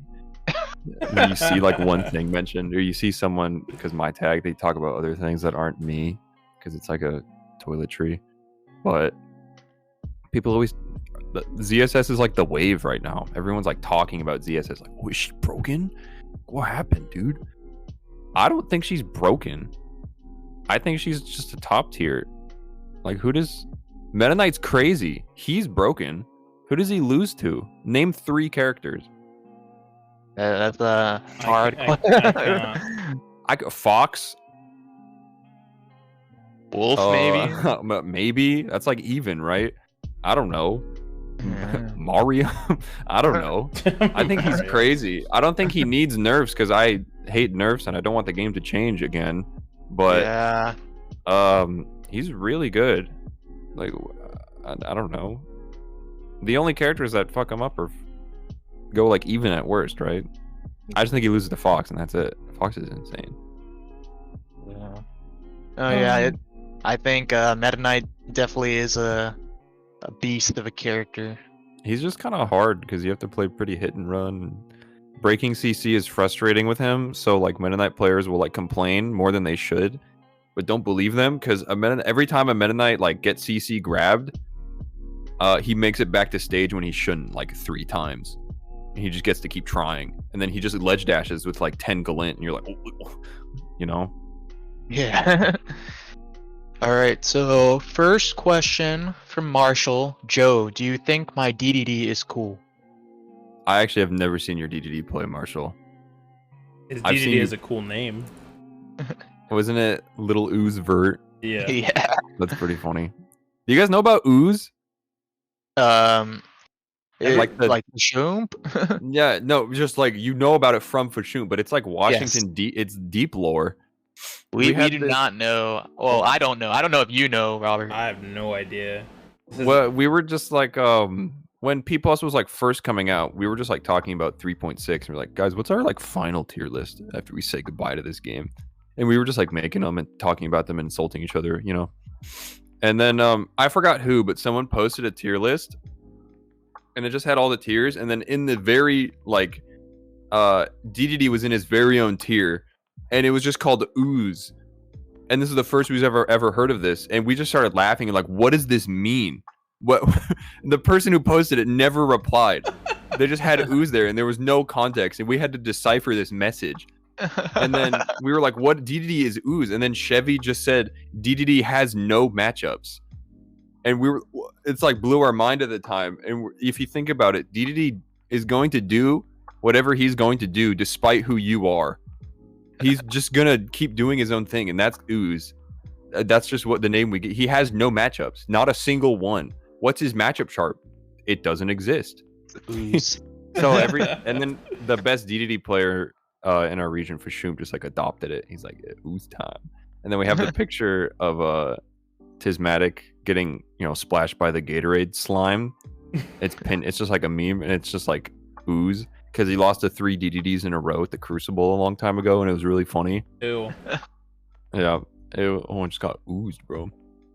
Yeah. What was the original question? Marshall's I don't know. Yeah. It's probably cool, man. It's DDD. That's pretty badass, right? Yeah. Playing DDD takes guts. It takes guts to voluntarily have Lordy Hot Dog yell at you by picking DDD. So next question from Big Large. Why the tag Qtip?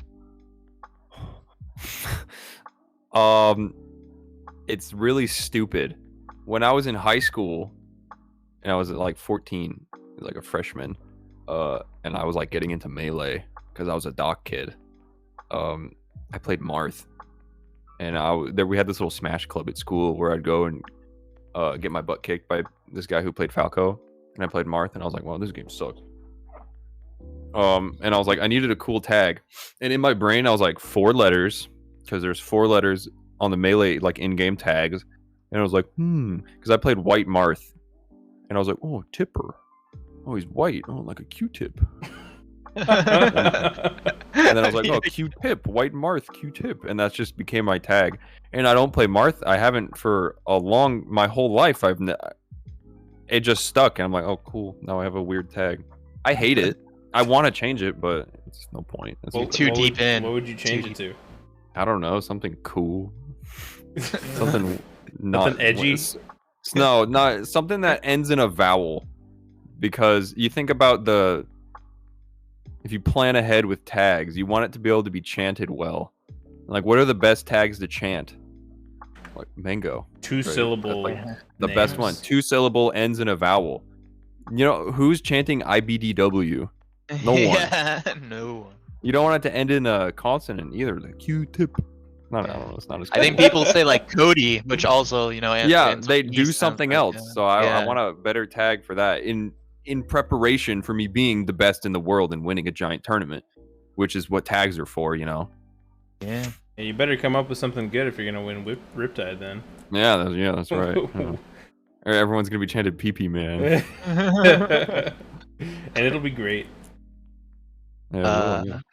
So Aki, you have something to say, Roman? Oh, I was just gonna read Aki's question as well. Yeah. Aki asks, real question: what PNW player will make a strong come up post pandemic? A come up? Yeah. Like someone who's not. Oh, I don't know. We've always had the shakiest 10th spot on the PR. Like, go back and look at all of our PRs. It's never the same person. But my homie Jimmy, Jum Baloney in chat. He's like, every time we play, he's like, shit, I'm gonna get better at this game. I'm gonna do it. I'm gonna get on the PR. You guys suck. Fuck you guys. I'm getting on the PR. And every time I'm like, yes. Or like, look at he's G's in the chat. I think he could do it. I think he has everything he needs. He's just like, when you like lose to people and you're like, it feels like everything. There's so much between you and the guy you lost to. But if you like look at it and think about it, it's just like 2 things that they just do consistently that you don't. And then that just like puts you over the level. Like you guys ever played normal fighting games? I played Tekken. Yeah. Like Tekken or like, it's like, why am I losing to these online scrubs? And you realize it's like, oh, I just need to start meeting people and then I'll just like win. Yeah. Or like, there's just like something missing. I feel like if Jimmy can like plug in these like 2 things into his game plan, he could just start destroying people. Because the way he plays the game, he plays Falco. And I don't get salty that often. Like, I'm pretty level-headed. I don't rage quit. When I lose and I don't get salty, I get like sad and then I go and sit down for like 10 minutes, Yeah, that's like me. I definitely get more sad than I get mad. I never get like salty, but when I play Jimmy in friendlies, I'm just getting pissed because the things you can't hit him. He's a cactus. You hit him, you will get CC shined. He will CC perfectly shuffle a dare. And like, who does this? He spams lasers intelligently. And he B reverses lasers like crazy. He techs everything. He doesn't get tech trapped, rarely. His DI is good. His SDI is good. Like, his defensive counterplay is like out of this world. It's so frustrating to fight him and hit him.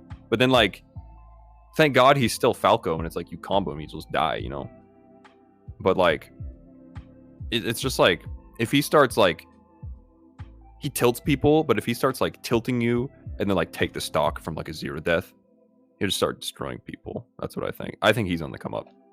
But also, I'm gassing him up because he's my homie. I gotta do that. Yeah. I don't know if I saw any other questions in the chat. Did you see any, Robert?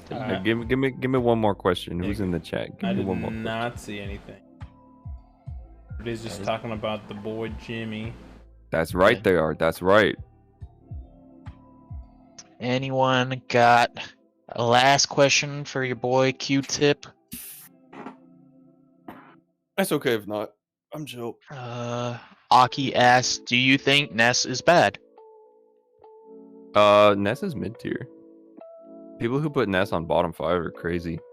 But also another thing, Ness is not broken at all. That's a meme, but PM players tend to take memes and they become gospel for some reason. Yeah. That's how P Plus started, right? It's just like, wait a minute, these like broken character memes are real. We need to change the game. Ness sucks, but have you ever fought a bad Ness player? Yes. I haven't. Oh. You have? Who? The only Ness players I've fought are names crazy. out here. There's no way. Right. The only Nesses I've fought are like Aki and that's it. I don't know. Well, maybe, I fought a Ness, maybe that's why you haven't fought a bad Ness player, because Aki's pretty damn good. I fought a Ness in AZ. It wasn't Bad Bully. I don't remember who. I feel bad, but I was struggling. I was like, damn, Ness players are just nasty.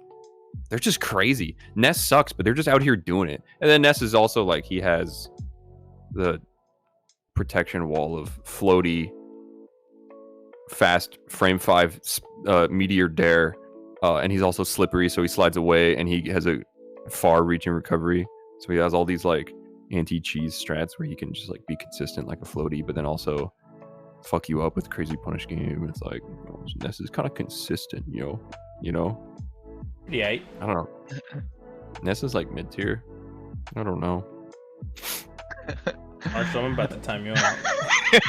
Robert wanted to say what? Marshall, time him out. No, but yeah, I think that's kind of where we'll call it. Do you have any shout outs or something you want to plug?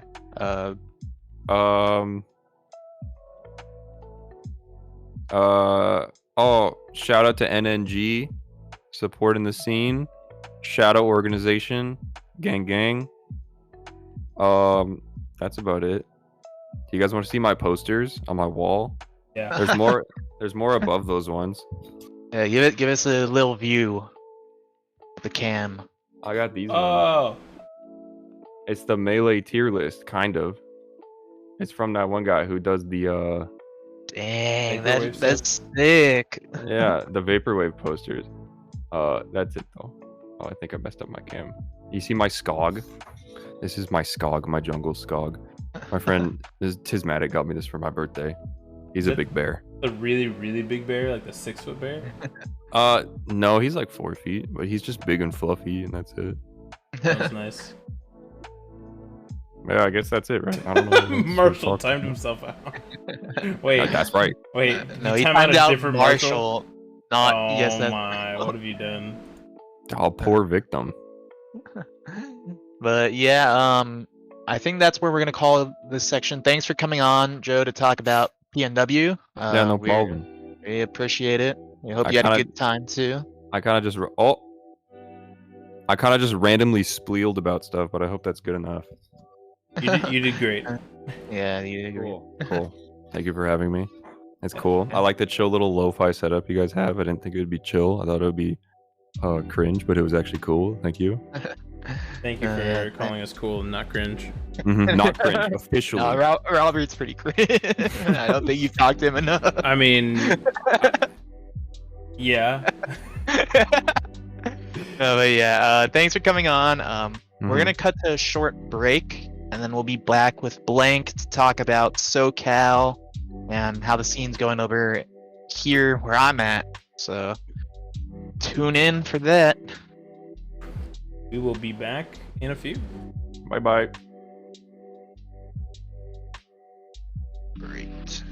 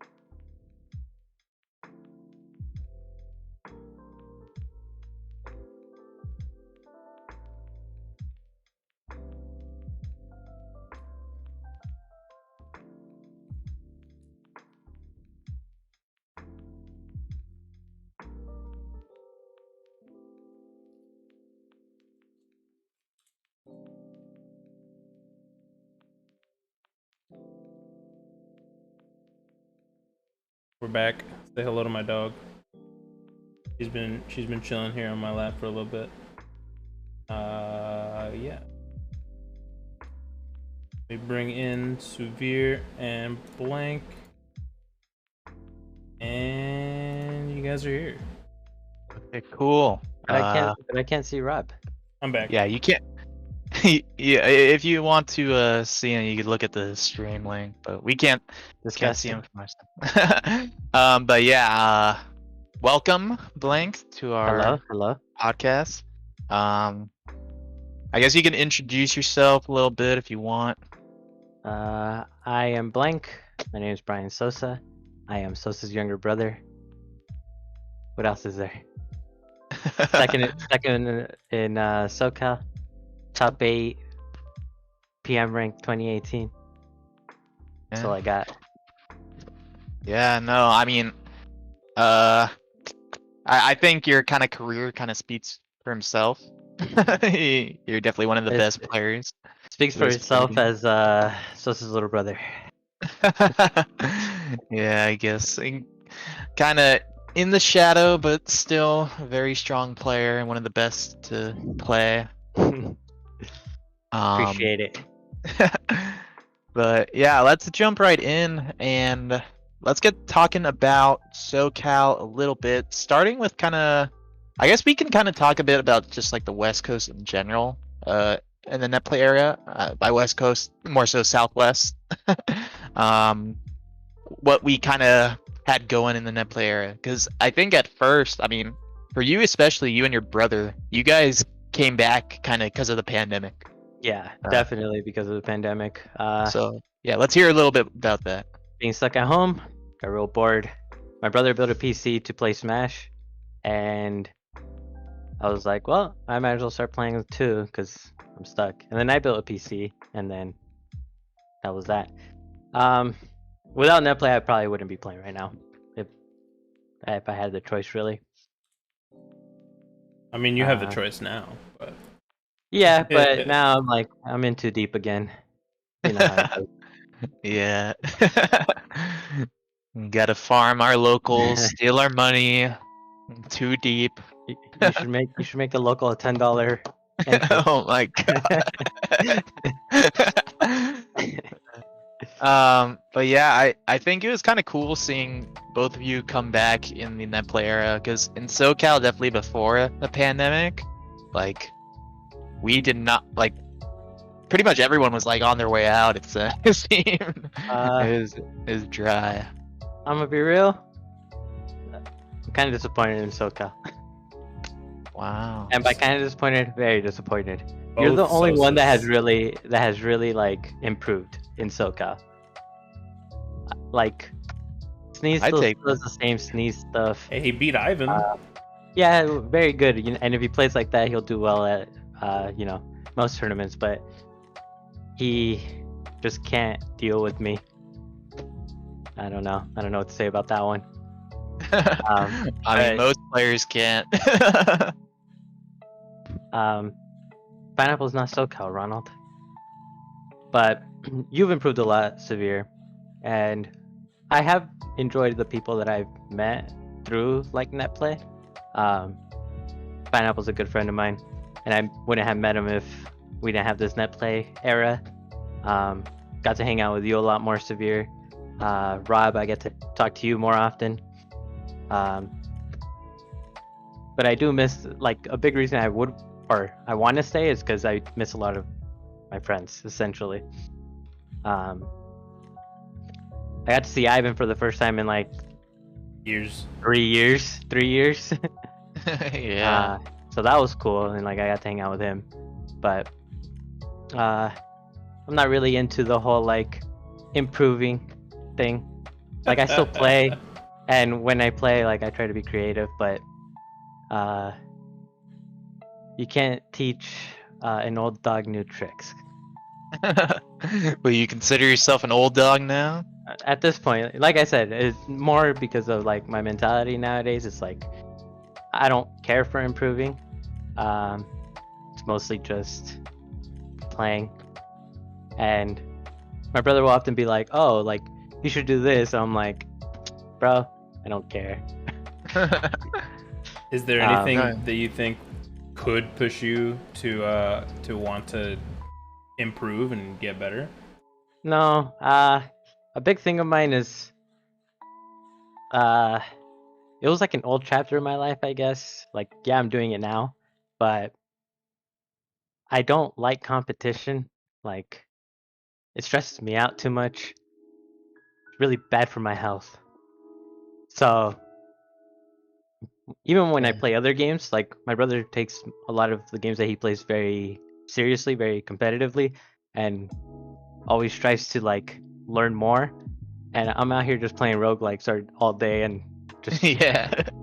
I don't know, just doing multiple runs of each roguelike like all the time. And it's just single player games that I'm just like I don't have to stress. It's just that. Just you in the game. Yeah. I feel Yeah, I get that feel sometimes. Like for me, I can get stressed out depending on the tournament. Like sometimes I just put too much on myself. It's bad for my health, definitely. So it's like I kind of relate to that, where it's like sometimes the competition is too much. And it's even stressed me out before, but before I was like pretty significantly younger. Even Bigger Buck I was like 20 at Even Bigger Buck. I'm 23 now, or turning 23 in like a week. And I don't know. I guess I was just young and I liked competing with people, and I liked being able to be like, oh yeah, I'm better than you. And I still do it like on occasion, like joking around with my friends. Like I'll tell Severe that all the time. But I don't really mean it. It's like just a joke at that point. But before it was like, yeah, I'm just better than you, you know? Yeah. Oh yeah, and I mean a lot of people don't know. Like we were talking about this actually earlier today, that like you've been playing for a long time. Yeah. Severe was like, oh, you started playing competitively in 3.5 era. I'm like, nah, I started in 3.02. I've been playing since I was like, I went to my first Brawl tournament when I was 8 years old. Wow. And then, and my mom didn't approve of it. Johnny was like 11 at that time. And then when he was a senior in high school and I was a freshman in high school, so I was like 14, 15, we went to a 3.02 tournament, and I was a Falco main, and I was really, really, really bad. And then I wouldn't consider myself good until like 2016, when I first got ranked in SoCal. But even then, I go back and watch my games, and I'm like, damn, I was so bad, you know? I mean, I think we all can go back and watch our old videos and be like, man. Like, But no, because I watch my old videos from like 2018, and I would say I'm better now. Like I'm a better player now. But but I would be like, damn, like I thought of that, and then I was like, I was actually really good, and I didn't think I would ever get back to that point, even after coming back. Like when I came back, it was just I was like, I'll just play, like who cares if I win, who cares if I lose, whatever. But I ended up getting better than what I was then, in my opinion. Yeah, well, here you are getting second at the Hylian Castle, only losing to your brother. But It that was was like- that's the same as 3 years ago. Yeah. I mean, I'd say that, I think, the set that, at least the winter final set, was looking pretty good against your brother, Highland Castle. I'm gonna be real with you. The grands, I tend not to try as hard as I should because we split it. Yeah. I'm gonna be completely honest. Oh, But, yeah, and I still try, but it's not like I'm already tired by that point. Like I had to play. I had the hard bracket in comparison to my brother. I had to be Ivan and then Sneeze, and then you like. you messed me up though. But it's that was- exhausting, like. No, yeah, I can definitely understand that. I mean, it seemed interesting to see, like, in winners finals. I think that, I mean, it went game 5, right? Yeah. He Like- robbed me, low key. He robbed me. But like, I don't know. I think it's cool to see that, like, even after all this time, that you two are still like able to come back and be like top 2 in SoCal. That's why I'm disappointed. I understand. I mean, it's also a Yeah. pretty huge like mountain to climb. If you're being real here. Yeah, but it was like 2 years.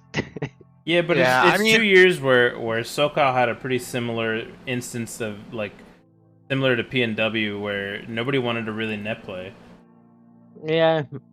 and even And- those that did just didn't really take it seriously. Which I mean, you can't really blame because it's net play. But we're in a new era now, the Yeah. post net play era, where hopefully and hopefully some things start to change here. And I think, I mean, one thing I've talked about with your brother too is just like people when, like, I felt like, for example, Nezergy is one of the people who was on the rise before quarantine and was like doing well in SoCal, Yeah. even without you two. Like, your brother would be like, because Nez would play with you and your brother, that, that helped him Yeah. get better as a result, and I mean, for me, it's kind of the same thing. Like, I would not have been half as good as I am now if I wasn't grinding with telling you you, and your brother. Look at the legend. Look at the legend that is Ronald. that guy's an absolute monster, and then he goes to tournaments and then washed. Rip. Yeah, no, I mean, I do think that, having you two back may drive some people, like, if they do choose to, put in the effort and play with y'all, that, like, for me, like, I get my ass beat all the time by you guys, but at the end, it's making me better. See, the hard part, like, about me, is that I don't really go seeking out for matches or for net play sessions. Someone usually has to ask me, or like someone has to be in, our Discord when I'm like, and they have to catch me at a good time. Because a lot of times I'm just like, I don't really want to play Smash. So for my brother, it's much easier to get him to play than it is for me. I don't go out seeking for it. If I do want to go seek out for it, I just play Melee because I have to have no commitment there. Yeah, you just Yeah. started up and you're. Yeah, I in just matches started in up 5 unranked, done. seconds. Like. So I played a lot of Melee when I moved out to Hesperia. When I moved out, like where I'm at now. Mhm. I've been playing a lot of Melee during that time. And I'm like, oh, Pineapple asked me to play PM, or Severe asked me to play, and I'm like, okay, put a PM instead. Yeah. I guess that kind of covers like our whole net play era. I mean, I guess we had NFL too, which like you did take one of the weeks where you Oh, yeah. subbed in. That was pretty cool to see because I don't think anyone saw you play in like a long time. And you yeah, just that came and like whooped everyone. Yeah, that Yeah. was like my first tournament, and then unfortunately for Lucky, like he was supposed to be like where I was, but I said yes earlier, and then you needed him to cover for someone else. Yeah. And well, I he gave him started the off in losers. hands. No, so he started off in losers, but he like destroyed everyone, and then it's just he got to me, and I'm like, it's been a long time since I've lost to Lucky. No, yeah. I mean, he was looking on fire too. I'm Yeah, he was interested to he was see- playing very well. Yeah, I'm interested to see. Yeah. Sorry. Yeah. I like Lucky. I know he likes PM, but I know he's his very heart's in into- Melee. yeah, it's which is fine. Yeah. But I'm glad he comes out every now and then and like is willing to play and Yeah, and willing to give it his all too. yeah, like- he's and then Yeah. when he loses, you're like, he doesn't want to lose kind of thing. He doesn't Yeah. just shrug it off as like, oh, it's PM. It's like, nah, I do play this game, Yeah. No, yeah, and I mean, I appreciated when he like tweeted out. He's like, "I am playing in this. Like, watch me compete with Yeah. high level Fox." But yeah. Other than that, I mean, I guess that kind of covers our Yeah, that was- SoCal and West Coast net play era. Yeah, that was pretty much my net play experience, I guess. So I guess now that we're getting back into locals, we had the first Hylian Castle, second one probably towards the end of this month. But the first one, all three of us were there. Yeah. And that was cool seeing like the NorCal guys come out. Shout The out to NorCal Robert. guys, the New York guys that just Yeah. randomly showed up. Dude, They were real Yeah. having the New York guys there was so cool. Yeah. For those They of you were that really don't cool know, guys. for those of you that don't know, this tournament ran by Severe, the Hylian Castle, was in SoCal. We had a group of I think 4 guys from New York who randomly show up because they happened to be in LA on vacation, and they all brought their controllers and were like, "Hey, let's just go to this tournament," and they just all rolled up and entered and hung out. It was super cool. It was like their first tournament too. yeah. It And was I'm like, wild. you guys came to SoCal for a tournament. Yeah. Oh yeah, that Shout out was to the New York crazy. homies. Yeah, chill dudes for sure. But yeah, the Hylian Castle is gonna be like our kind of go-to monthly here in SoCal. Plan to run one each month, and How do we do a So- ranking like that though? I think what we're gonna do is probably extend our season up till 6 months? December. I'm thinking we'll do like July through end of the year. 6 months. Yeah, basically.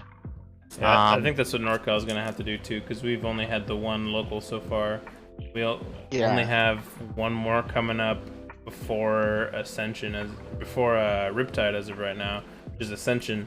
Which you can find the link for that if you hit !ascend. It's pretty sick. You should stop by. But yeah, I mean, we're gonna see. I think we may. Who know? I don't know if the Hylian Castle is gonna be the only local in SoCal. I know that Pavel, the other TO, is trying to work on some stuff. So we'll see if he is able to find a venue and be able to go through with that. But I mean, overall, I think one question I kind of wanted to ask. I mean, you did show up to the first one, and you're like, what you told me basically is like, I needed money for this PC that I just built. Yeah. But are you planning to Oh come yeah, out no, to no, other no, no. locals? I got to hang out with, well, I guess mainly you since I know you're there, and I'm I sure. go out to visit you all the time. Yeah. So like, I go mainly to hang out. If I can make a couple of bucks, that's cool. If I Yeah. lose, that's cool too. Respect. Yeah. And I say the PC thing jokingly because I did get this new PC, like 2 weeks ago. So I'm like, yeah, technically I could use the money, but I had the money to pay for it. So yeah, but I think it'll be interesting to kind of see like what the rankings are gonna kind of look like. Obviously, like I think you and your brother are Yeah. probably gonna cement yourselves as a top 2, but I do think it's kind of interesting going after that. Like how it He's may looking end like up. number 3. it does look like it's gonna be Sneeze. Yeah. It's gonna be like Sneeze, Narc. Who else is there? Severe, no? Me and Mickey. Mickey. There's like Doctor too. Yeah. If he goes But to more all stuff. that area is like kind of could be in any order, Yeah.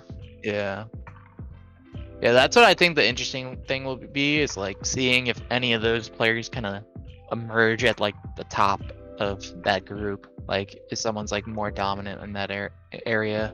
Yeah. That will be entertaining to see. Maybe we'll see Yeah. Nez come back. I don't know if he's grinding after that first journey. I think he's just playing like to have fun at this point. Like, I don't think he really cares about improving anymore. Kind of like me. Reasons, I don't know, but that's just what it seems like to me. Because at the last tournament at the Highland Castle, we were talking, and he was like, "Yeah, I pretty much just came out to hang out with the friends." And I'm like, Yeah. "Oh, nice to see you. It's been like 3 years." Yeah. Yeah. That was the Nez. We played some Pokemon Puzzle League while we were there. It was hype. Yeah, Fun I stuff. love Jake. Oh yeah, he's a great guy, and I hope if he does, try to take things more seriously again, he finds a character that clicks with him. Yeah, I think right now that's like a big struggle if he does want to, start taking things seriously again. Like he has to commit to something. yeah, I think so too. It's So- rough being a Game & Watch main these days. Yeah. they did some of his moves real dirty, which is like some of the moves that Game & Watch players use a lot. So Yeah. And so yeah, I mean we're gonna have those planned every month, the Highland Castles. I was kind of wondering, so I mean obviously we're gonna have main stage here in SoCal. Are you planning to attend main stage? probably. I don't know if I want to play. See, that's the thing. Like every time I think about playing, I never want to. Yeah, but then you start playing, down. and then I sit down and I start playing. I'm like, okay, this is fine, and I can play for hours. And it's like, but getting me the initial is the hard part. Getting you started. Yeah, and then thinking about a tournament is always like, man, what a drag. I have to be there for hours, and then Especially like I don't know, like when we've talked, it's kind of felt like you've said that you feel like you said earlier, it's like a past chapter in your life. You feel like you've done what you wanted to with the game. I was happy with where like I ended. I got ranked 8th in the PM ranked 2018. And I'm ambitious to a certain point. Like my brother's super ambitious. Like he will not stop until he peaks, and hopefully that peak is like best, which he did get to the best. But for me, it's like there's too much work, too much effort, too much time that I don't want to commit. And I'm like, I already committed this much time, and I'm like, this is good enough. Yeah.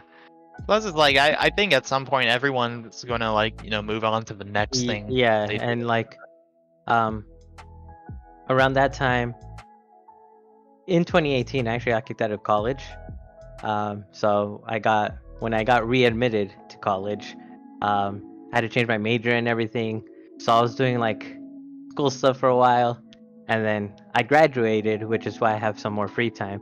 But we'll see with my new job if I can, keep Make doing it out that. to more stuff. Yeah, Yeah. I'm pretty sure it's like a Monday through Friday thing, but we're still in the talks of that. So Other than that, I mean, I think some of us SoCal players are going to Riptide. Obviously not you and your brother. yeah, But my brother's I going think to LTC. Yeah, I he think wants that ring. he wants the ring. Yeah. Yeah. at least. That guy thinks he's LeBron. I mean, I don't know how you think Riptide's gonna look as far as like SoCal goes, but it is something I kind of wanted to ask about. Like, do you think that we'll see people do well from SoCal, like Sneeze or Mickey, or? So I think if Sneeze, here's the thing, I think Sneeze is good. He just struggles against us because me and my brother's playstyles are very good against his playstyle.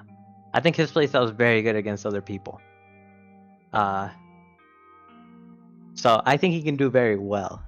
And he has done very well. When like we stopped playing, he was like the best in SoCal. And even when he went out to tournaments, he did decently well. Mhm.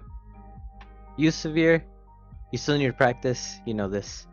And I know you can do well, and you always say like a reasonable goal for yourself. So if you do that, like, you know, eventually the goal will extend. Yeah. But you were like, I want to make top 8. You made top 8. Like,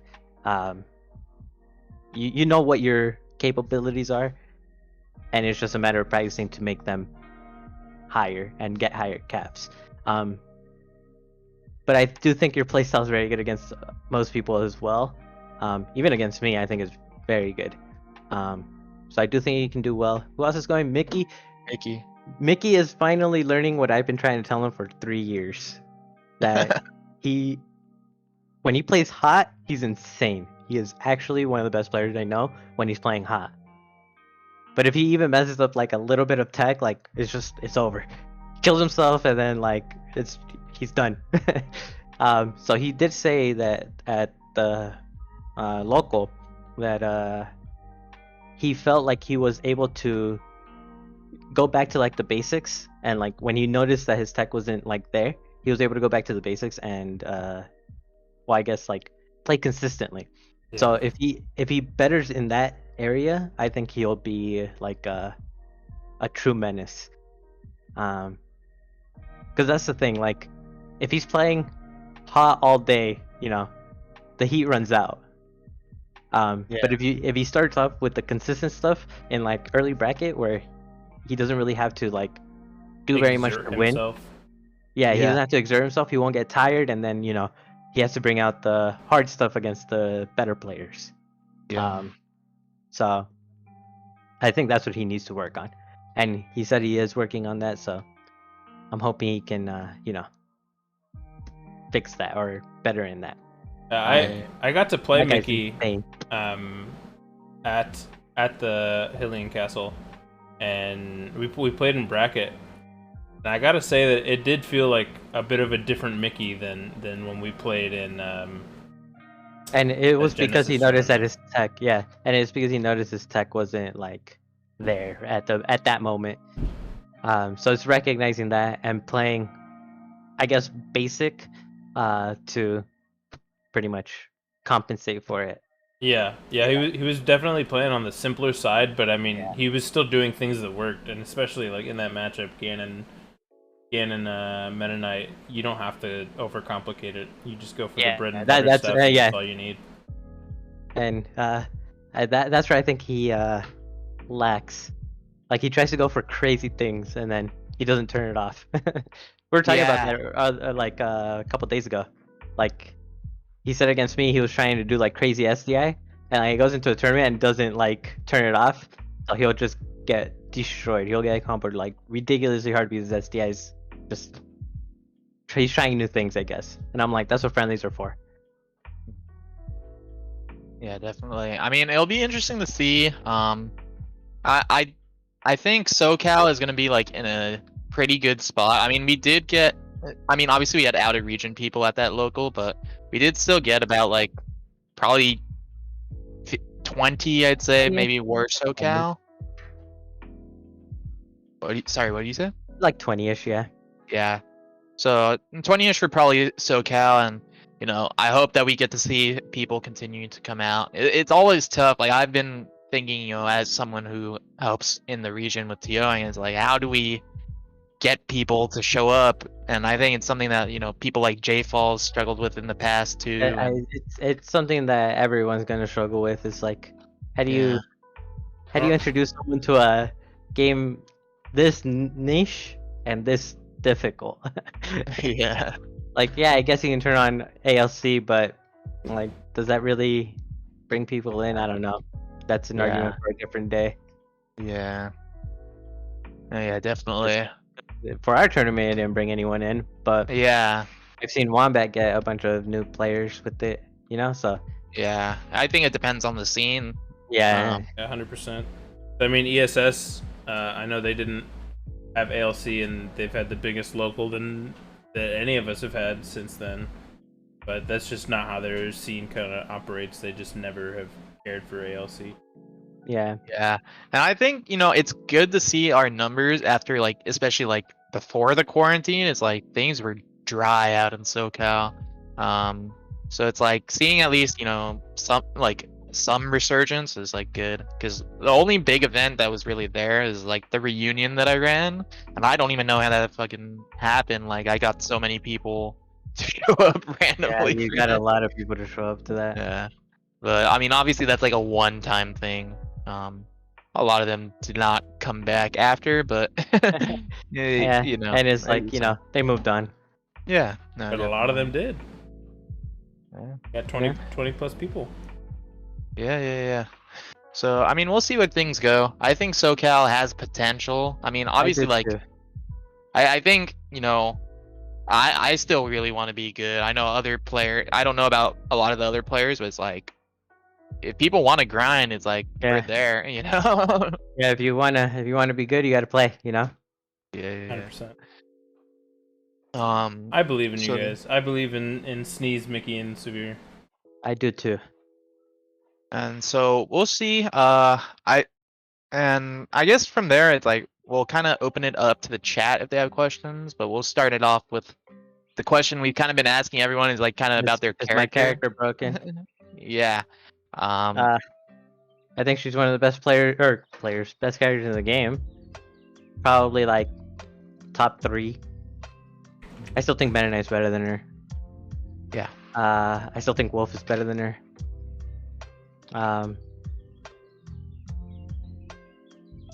And I don't know, like I think people complain about the wrong things about Zero Yeah. Suit. So let's like- talk about that. Like, if you were the one designing Zero Suit going into P+, what were the changes you would have made to the character? Am I trying to butcher the character, or am I trying to make her healthy? Healthy. Healthy? We're not trying to give anybody the Game and Watch treatment in this game. Her up air scoops way too low. Like a rising up air hits a crouching freaking Squirtle. Even in 3.6, I know they made his model bigger, right? Yeah. Am I wrong? Yeah. In 3.6, she was able to scoop with an up air, with a rising up air, and Squirtle just kind of dies. People often complain about up tilt. I know up tilt's a very annoying move, Fast. but yeah, it's fast, and that's really like the reason. It's fast, and it kind of I say kind of combos because 1, it's a multi-hit move, you can SCI out of it. 2, you can CC it to like very high percents. You can even ASCI it to very high percents, and you'll just get hard knockdown, which I guess kind of puts me in a good position too. But None of these are sounding like negatives here. Go on. you can SCI out of it, and then you can CC it to very high percents. True CC it. But people get double up tilted and they freaking crumble, and it's like that's not the problem. Down smash is a problem. That move is just too safe. Even today, I know they changed it, but it's too safe. So I think upper needs to be changed, and I just think it needs to start later. That way you can't do it like it doesn't have a hitbox like here. It starts like here, so you can't scoop people up.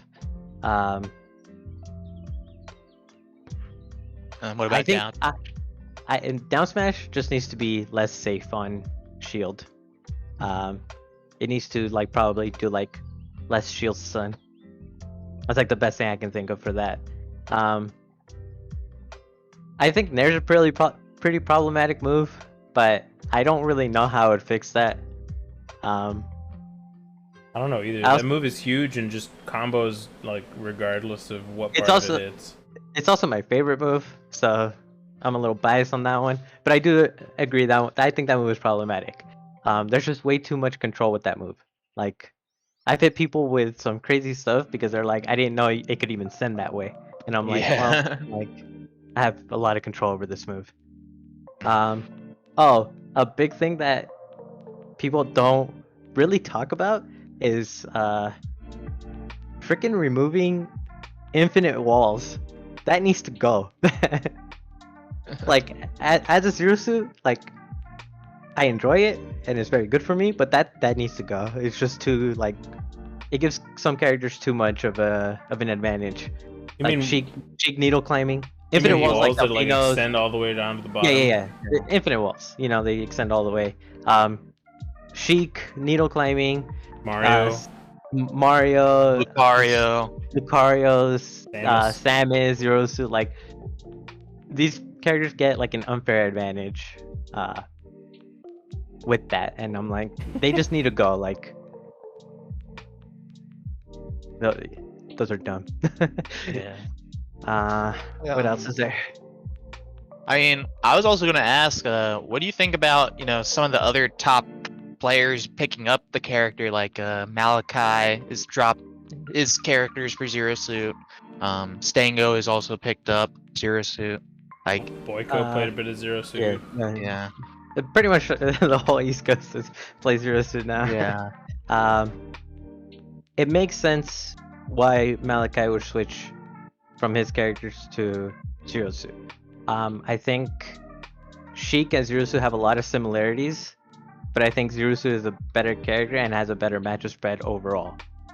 I think Sheik and Zero Suit have similar bad matchups, but those bad matchups are easier to play as Zero Suit. For example, Spaceys. I think Zero Suit does really bad against Spaceys, but I also think Sheik does really bad against Spaceys. But it's just like, if they don't really know how to play against Zero Suit, like, you grab them, you up throw, you up tilt them, and it's like, well, you lock yourself out of tech because you try to tech the up throw. And it's like, you get some really cheesy stuff on them as Zero Suit, whereas Sheik, you kind of just have to play good. So I do think it makes sense for Malachi. The other ones, it doesn't really make sense. Like, I think Meta Knight is a better character than Zero Suit, so I don't know why Boyko's really like playing. I also don't think a lot of them have the playstyle to play Zero Suit. Like, you have to be kind of fast. And I know Stango can be fast, but he doesn't play the character in like a fast way. Like, he's actually very like passive. He's very passive. That's the word. Which isn't a wrong way to play Zero Suit in my opinion. It's not the way I would prefer to play her or prefer to watch people play her, but she does very good in it. I think she loses to her bad matchups harder in that when they play like that. Personally. I mean, ZSS is fast and has big disjoint, so she can just kind of run over everyone basically. Malachi was here in SoCal a couple weeks ago, and we did some Zero Suit Dittos, and he down smashes a lot more than I do, and I side B a lot more than he does. And we talked to each other recently, and we found each other doing the other option more recently. I've been down smashing like a madman recently, and he said he's been side Bing a lot more, and I'm like, yeah, these moves are kind of just broken. Pretty good moves. Yeah. Pretty good I do think I side B too much, personally. Like, I'm like, oh, I'm at 140, like, I'm a Dyson anyway. Let's see if I can just hit this really meaty, like, launcher into death. And oftentimes I don't, or I get CC'd, and then I die anyway, so, you know how it goes. Yeah. But, yeah, if you guys have any questions from Blank, you can put them in the chat right now. Big Large is asking, can me and Ivan slide into Netplay DMs? Oh, bro, of course. You guys know I'm down. Well, we'll hit you with the link. Yeah. Big Large. I got a quick question for you, Blank. What's that? Yeah. Is ZSS top 3 right now? I said that, yeah. Oh, you did? The two characters that I think are better than her currently are Meta Knight and Wolf. So you'd put her as third? Yeah, around there. Which one's one? Meta Knight? I think Meta Knight's still the best character in the game. Character's insane. He's pretty good. Character's Yeah. insane. Character has essentially everything. Yeah, I don't think any other characters I would probably put above her. Back then I thought she was like between 5 and 7, but Mewtwo's not there, Sonic's not there anymore. Who else was above her? I don't remember. Yeah, I don't remember, but those are like the two big ones that I'm like, I know were above her before. and just kind of suck now. Where do you put Ganon? Ganon? Oh man, putting me on the spot here, Robert. Well, the people aren't asking questions, so I gotta ask them. I actually think Ganon is one of the worst characters in the game. Fair. I think he's worse than Ness. If we're going back to what everyone else is talking about, Also definitely fair. worse than Ness. And I've told you this before too, Robert. Like, you could do so much more with a better character. Yeah. Marshall asked, "Can I slide into the netplay DMs?" Do I want to play a wolf? If he plays Wolf. Oh, he plays yes. Lil Uzvert. That's even worse. I am not trying to play a DDD dog. Dang, So- Marshall. Dropping Mewtwo on the tier list does not mean he's not good. He did fall a couple tiers. Not even a couple tiers, like a couple places. But I still think he's a very good character. It's just back then he was ridiculous. Yeah, he got some notable nerfs, like his Yeah. upbeat landing lag. What else did he even get, actually? I think he had a weight nerf. I think. Yeah, I don't remember everything. I don't but, remember everything either. Hey, everyone can check projectplusgame.com to see the Back then- change list. Yeah.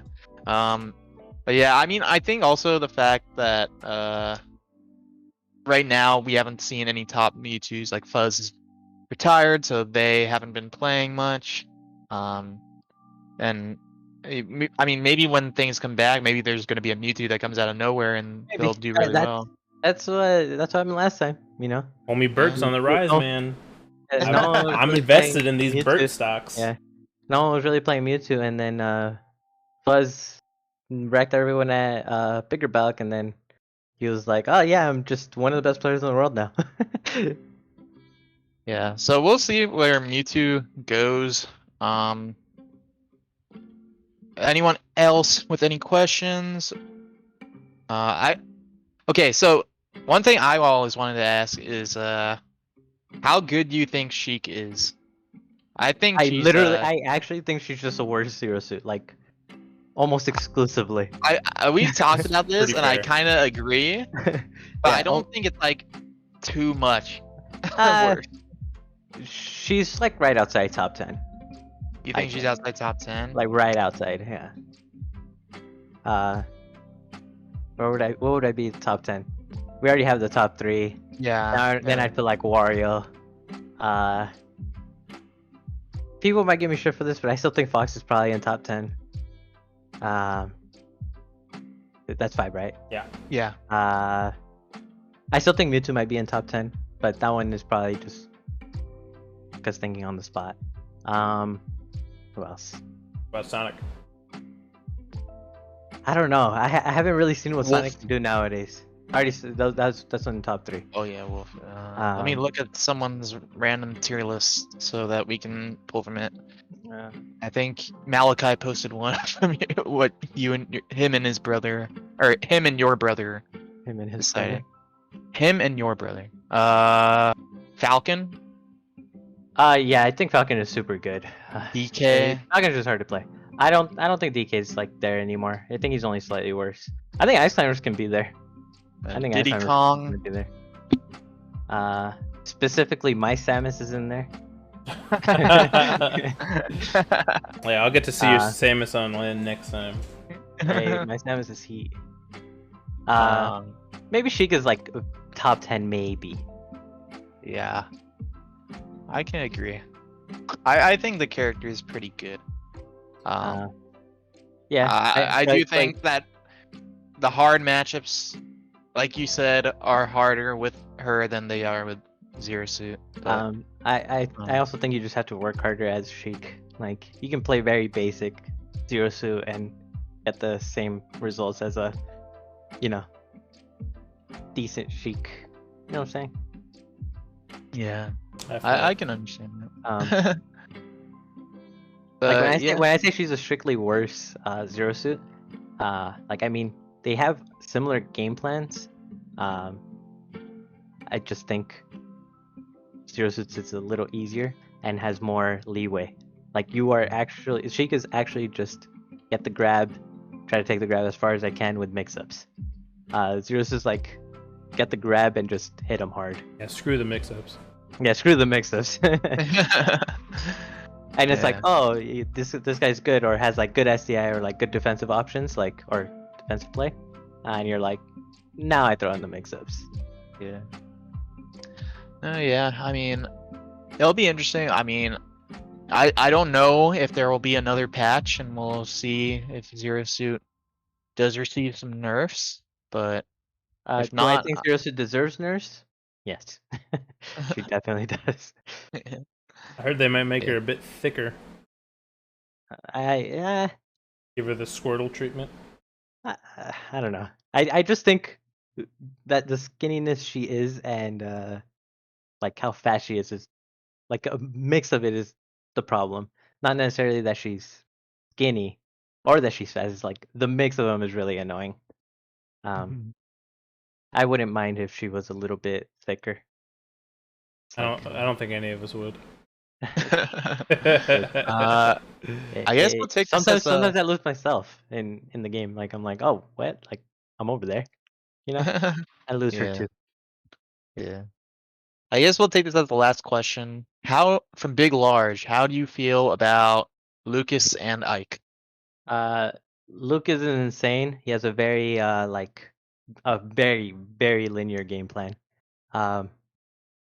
If you can commit to the game plan and not strive or stray away from the game plan, he can be insane. The problem is because it's a linear game plan, you kind of just see everything coming.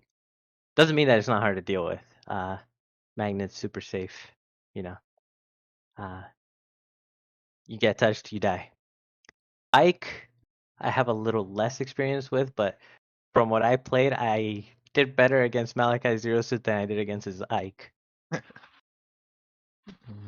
So maybe that character makes Ike. no sense to me. That character makes no sense to me.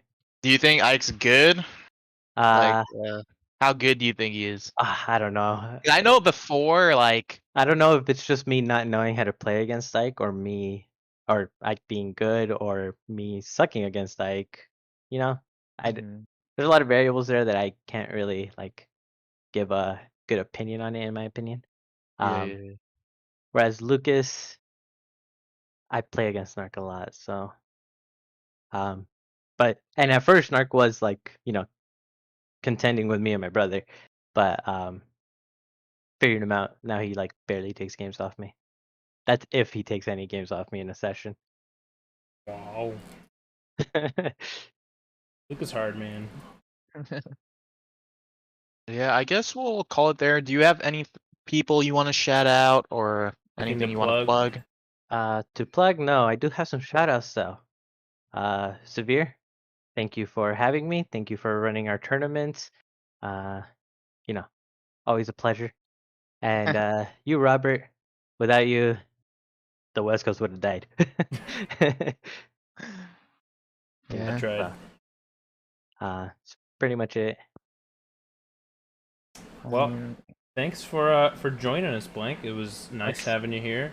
Yeah, nice being here. If that's all we got, I think we're gonna close it out here.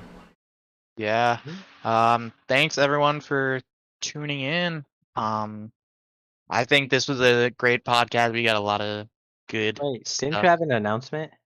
Oh yeah. Oh, look at me. Oh, man, Blank saving the day. So what we'd like to announce is that at Riptide, we are going to be doing a Wombat Wednesday versus Wednesday Night Fights crew battle. And I'm going to reveal the teams right now, so be prepared. On the Wednesday Night Fights team, we have me, Potatoes, Fashoomp, Lordy, and Doctor. So pretty good team. Pretty solid. Basically, all of the Wednesday Night Fights, you know, regulars. Yeah. And so on that Wednesday side, we're gonna have Kumatora, who was on earlier, Motobug, Frost, Astastic, and XYK. I'm gonna be real, you guys have an uphill battle. Yes. Yeah, it's gonna be tough. It's Yeah, gonna you be guys have tough it for up sure. for battle. Both But- solid teams, but you guys are definitely gonna have to work hard for it. Yeah. I think it'll yeah. make for a good session. Yeah, Hopefully, Yeah. it'll be fun. fingers crossed. We're working on getting it set up so that we have a stream for it. If there is no Yeah. stream, we'll at the very least have some way to record it. Yeah, there will at least be a recording set up. If not, it'll be after Draft Cruise, I believe. If there is a little bit of time, it'll be on the main stream after Draft Cruise. Yeah, would it be dope to have it on stream? Because that'd be, Yeah. you know, Yeah. live is always more fun. I'm gonna talk to Chad. Chad, I don't know if you're still in here, but I know he's taking a stream setup to Riptide. So maybe we can slide our way into his stream if we can't do the mainstream. Yeah, we'll find a way. It will happen. Yes.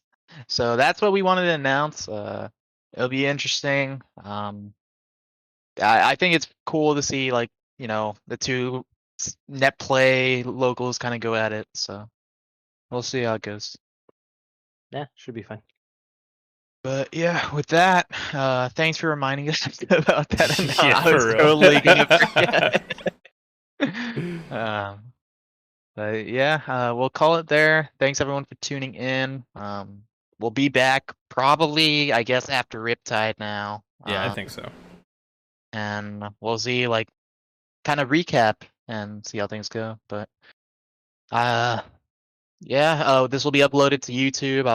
I'll post about it on my Twitter. If you follow me at Severe SSB, you'll get all the updates for the Lon Lon Ranch podcast and stuff like that.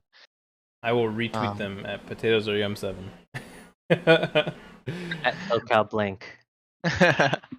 But yeah, thanks for tuning in, and we're gonna call it there. Have a good night, everyone. Peace.